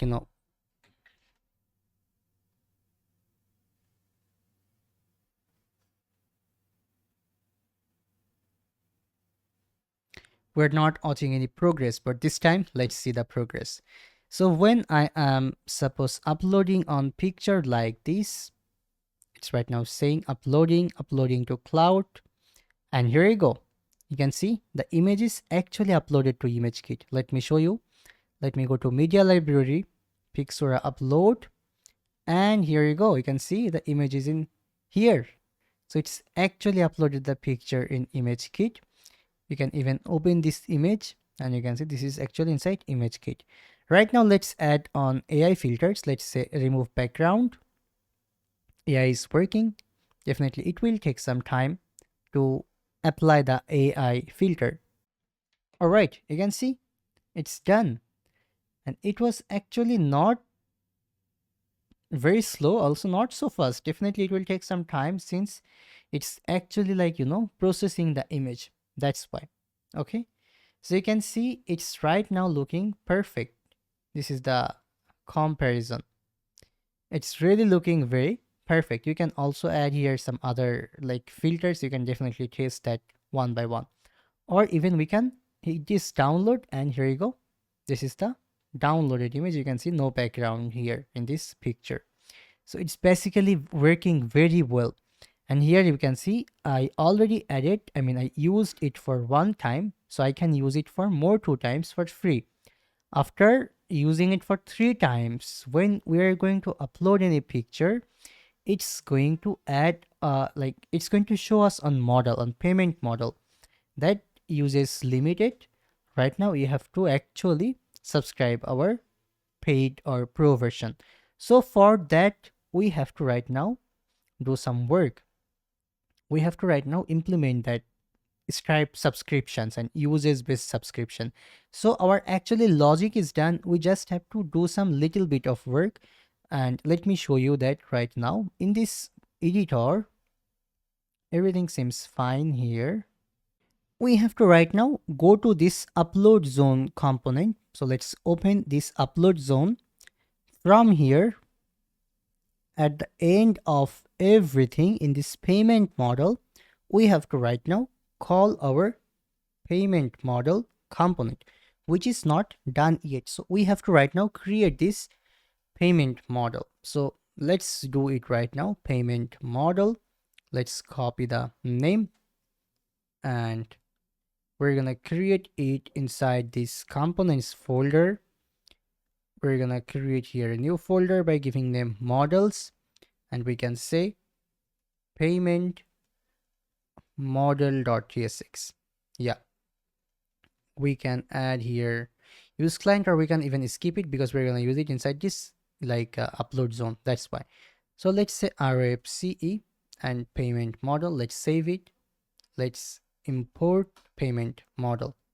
We're gonna actually send here some parameters, and let me add an interface for that's why. So payment model props, we're gonna receive each open, on close, on upgrade, uses count, and uses limit here. So let's actually receive all of these here, and let's call this payment model props interface. Yeah, right now definitely from here we have to send this. So let's come back here and let's send is open and on upgrade, so we can actually like delete that console. Like we can just make the set show payment model false, and on close we are actually saying set show payment model false, users count, we're showing the users count, and users limit, that dynamic value. That's it. Let's come back to payment model right now, and our all work is right now in this payment model. So this payment model, we're gonna do actually a lot of work. We're gonna implement here scribe. So let's add here on use state hook at first that loading, is loading, and set is loading, use state by default false. And here we have to add on function by giving them handle upgrade, you can see. So we are actually creating here on checkout session. We have to create this API route that create checkout session, and then the API is going to give us an URL, and we're gonna redirect the user to that Stripe checkout, that URL. Okay, that's it. Now let's come back here and let's actually use here motion and animate presence from framer motion. Okay, very important. So animate presence, we can add that in here. We don't need this div. So animate presence. Now if it's open, meaning is open is true, then let's add here on motion.div, and we need some animated animation properties, something like this that you can just read by yourself. The class name is kinda big. Now here we have to add another motion div like this. You can again read it by yourself. Then inside here we need on close button at first, that model close button, something like this. We have to import X icon from Lucid React. Then we can actually show here on header that upgrade to pro, you have used 3 out of 3 free uploads. Okay, we can say. Then we're gonna like show some features, so we can add something like this, that features. So features, you can just check these stylings, or even you can check it from the source code. So let's import check icon from Lucid React. These are the features that unlimited uploads, no more uses limits. Yeah. Then after this, we can like show some other options that, other features that actually priority processing and faster AI processing.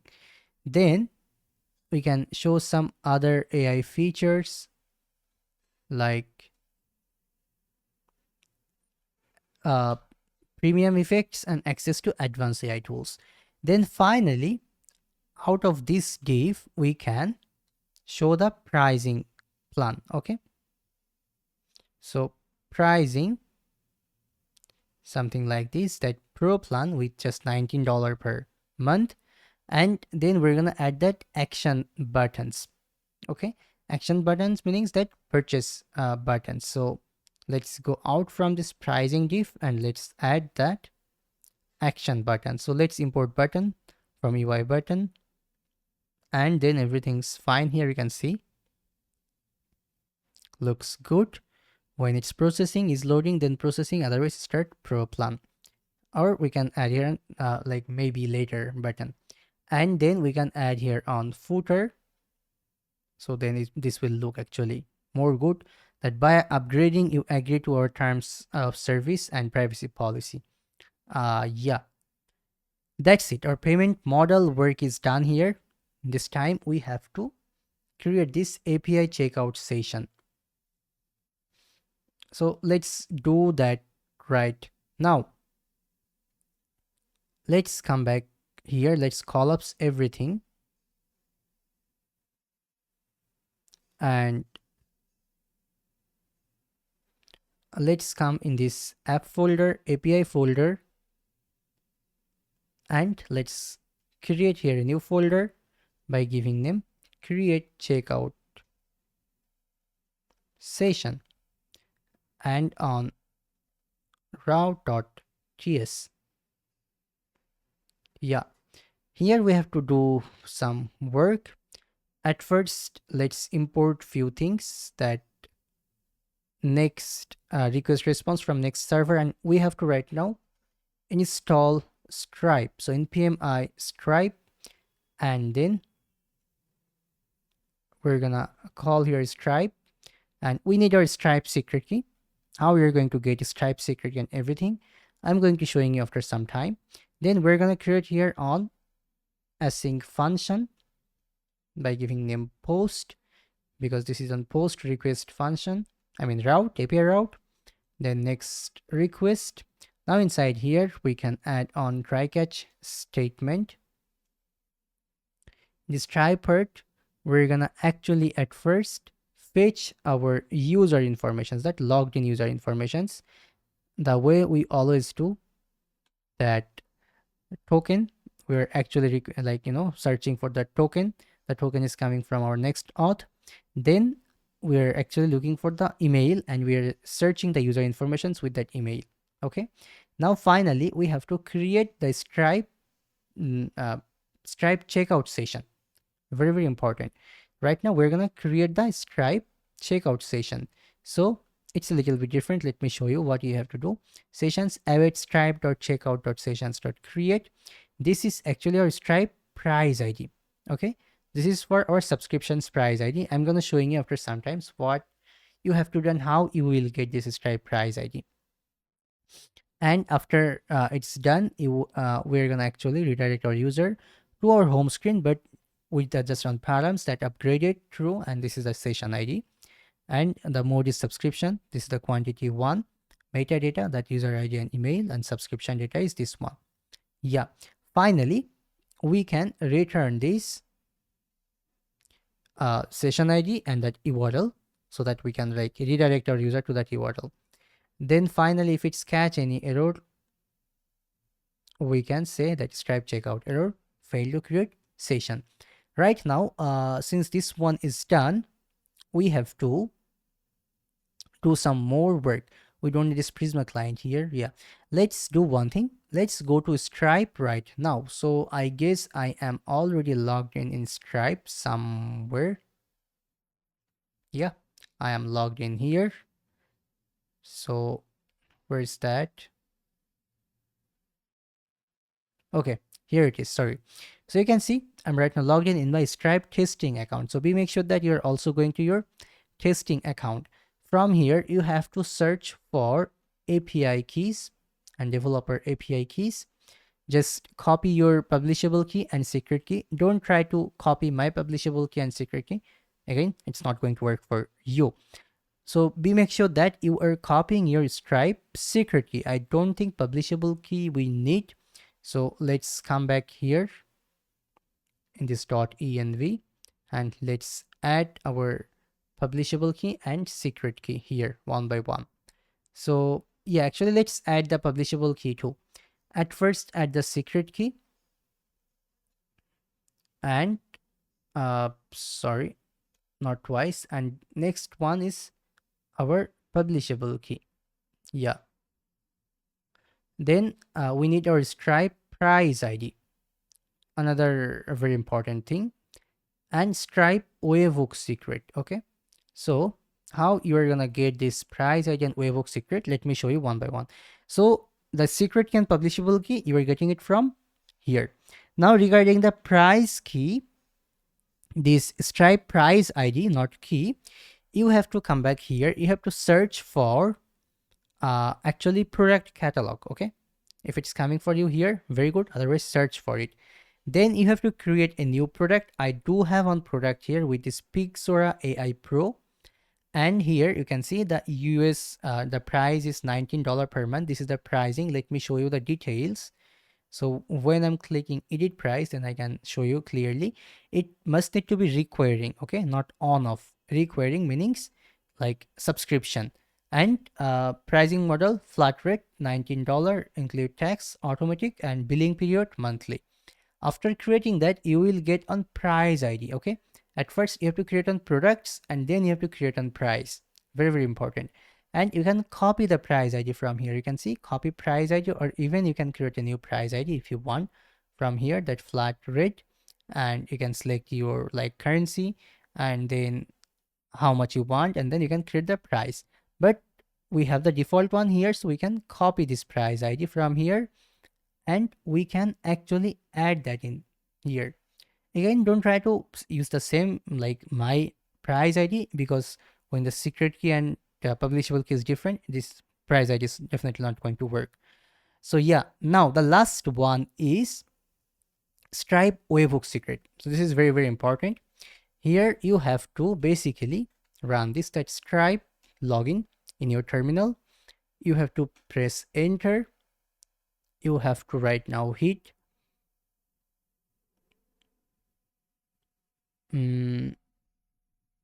so okay, for me, I do have an authenticator app configured with my Stripe account. That's why it's asking me for that authentication key, and let me add it in here. This is an on time key. Yeah, done. So then we have to hit this allow access button right now, and access is granted right now. So let me come back here. You can see access granted. Right now we can clear our terminal. We're right now logged in with Stripe, and after this we have to do one more thing, which is very, very important. We're actually working with webhook, Stripe webhook. It's very important to work with webhook because it gives us the most high security for our payment system. So let's create a new folder by giving name webhooks in this API folder and Stripe folder, then on route.js file. Yeah, and inside here you can actually copy paste this code from the source code. I am suggesting this to you. You can copy paste it. You don't have to worry for it, but I am gonna again explain this to you. There are so many things in here. So yeah, is there any error? Okay, users, then okay, users, done. So let me show you. At first, the Prisma client, we could also actually use here Prisma directly from our that utils, so we can reduce some code. Yeah, from the libs, not utils. However, the webhook secret, it's still not available, but I'm showing you after some time when we're finishing this webhooks, then we can actually create it. This is on post request. Then here we're gonna receive that Stripe signature. This is like provided by Stripe. We have nothing to do here. We can just copy paste it from Stripe. Here the case or the webhook actually, like, you know, for which events we want to call the webhook. So these are the events like checkout session complete, subscription created or updated or deleted. Okay, and after that, when the checkout session is completed, we're updating our user's plan to pro plan. Then subscriptions created, we're creating the user subscription. If it's active, then we're like, you know, changing the user to the pro plan. If it's cancelled, then we're deleting the user to the free plan, or like, you know, we're degrading the user, right? we are like, changing the user plan to free plan. That's it. We're downgrading the user plan to free plan. Yeah. And finally, we are like deleting the subscription record when the user is uh, canceling the subscription. That's what we're doing here. Yeah, we can save it right now. Now what we have to do?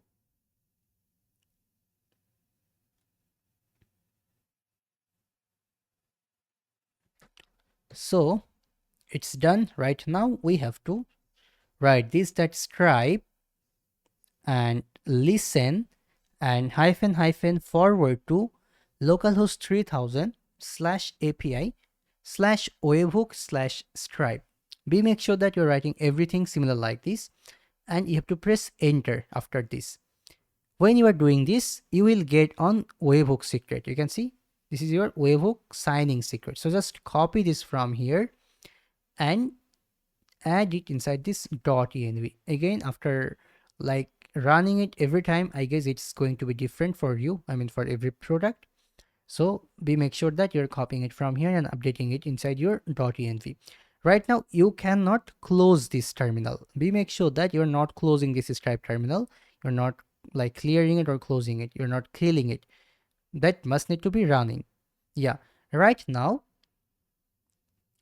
if we try to work with our payment session, it's actually going to work. But one thing I want to do again, and to finish the work, let's come back to our home page, this page.tsx, because we have to do some more work here right now. Let's make it use client, because we're gonna do some work here. So use client, and let's add here payment status state, like which value can be upgraded or cancelled. Then we have to handle the payment success and cancel from the URL params. Okay, when the payment is successful, then we have to do that. From here, what we are actually doing, we are looking the URL params that upgraded or payment cancelled. If cancelled, then we're gonna show something. If upgraded, then we're gonna show on model. So let's add that in here right now. So after this div, we can add that. It's going to be something like this. Let's import animate presence from framer motion and motion from framer actually. So motion. Then we are saying if the payment status is upgraded, then welcome to Pro. You have unlimited models. And we're showing here on clock icon when it's like user is canceling it. So payment cancelled, you can upgrade anytime. Yeah, so this is on model. So let's save it right now. Yeah, so a lot of work is done. Right now we can actually test it. So let me show you. We have still 2 free trials. So let's try to like upload any picture. Let's hit here again. Let's upload this one. This is already showing 2. Yeah, and let's upload the last picture. Suppose this one, and it's uploading. Here you go, 3 done. Right now, when I'm giving on reload and when I'm trying to upload any picture, you can see the magic. It's right now showing on model that upgrade to Pro. You used 3 out of 3 free uploads. Right now you have to start your Pro plan. So when I'm clicking here, it's saying fail to start checkout. Please try again. Okay, something is definitely wrong. Let's come back here and let's see what it's saying. Invalid URL. Where is invalid URL? Stripe invalid request.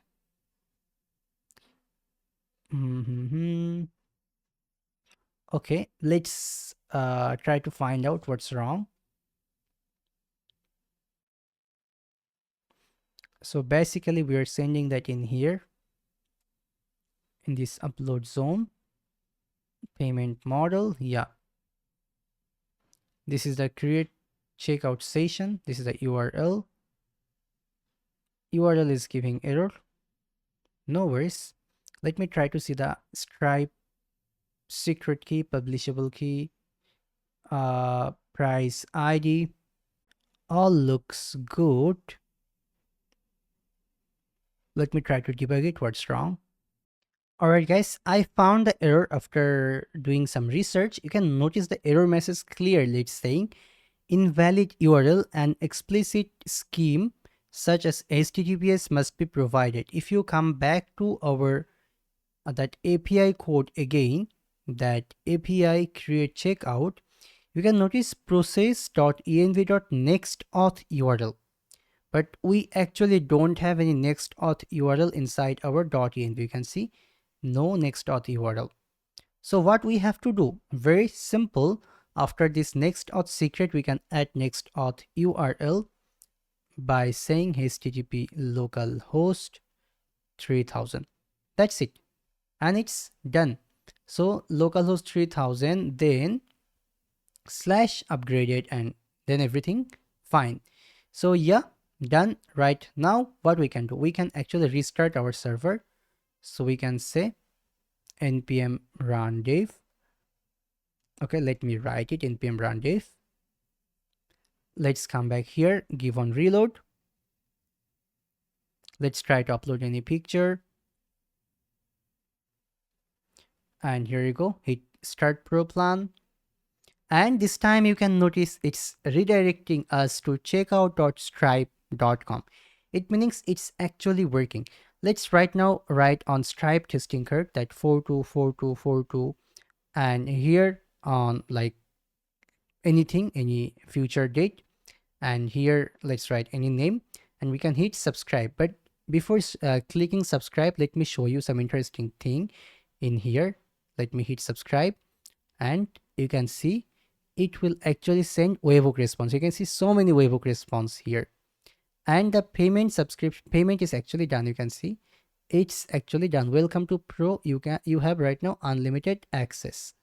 Yeah, so you can see it's looking seriously beautiful, and we have actually 9999 means unlimited access to this pro model right now. Then let me show you the database little bit. So the database is actually here, or where is the database? Where is the database? Actually it's here, sorry, Prisma Studio. So in the subscriptions, let me give one reload. You can see we have new subscriptions with this user ID. This is the Stripe customer ID, Stripe custom subscription ID and customer ID, and created that and updated that. This is the user's information. The user's plan is right now paid, and users count is 3, and users limit is unlimited right now. That's it. You can see our application is actually perfectly working as we expected. That's it. Everything is seriously working as you expected. Right now, you can turn this app into any AI SaaS if you want. It's called micro SaaS. You can definitely implement more features. You can polish these applications to more better position, and you can also check out ImageKit documentations for more AI filters and for so many things. They're currently working with videos as well, so you can just check out all of that. And seriously, by using ImageKit AI, you can create any small microservice from now. That's it. This was the video. I hope you enjoyed it. If you have any question, feel free to ask me in the comment section. That's it. See you in the next video. Till then, take care and bye bye.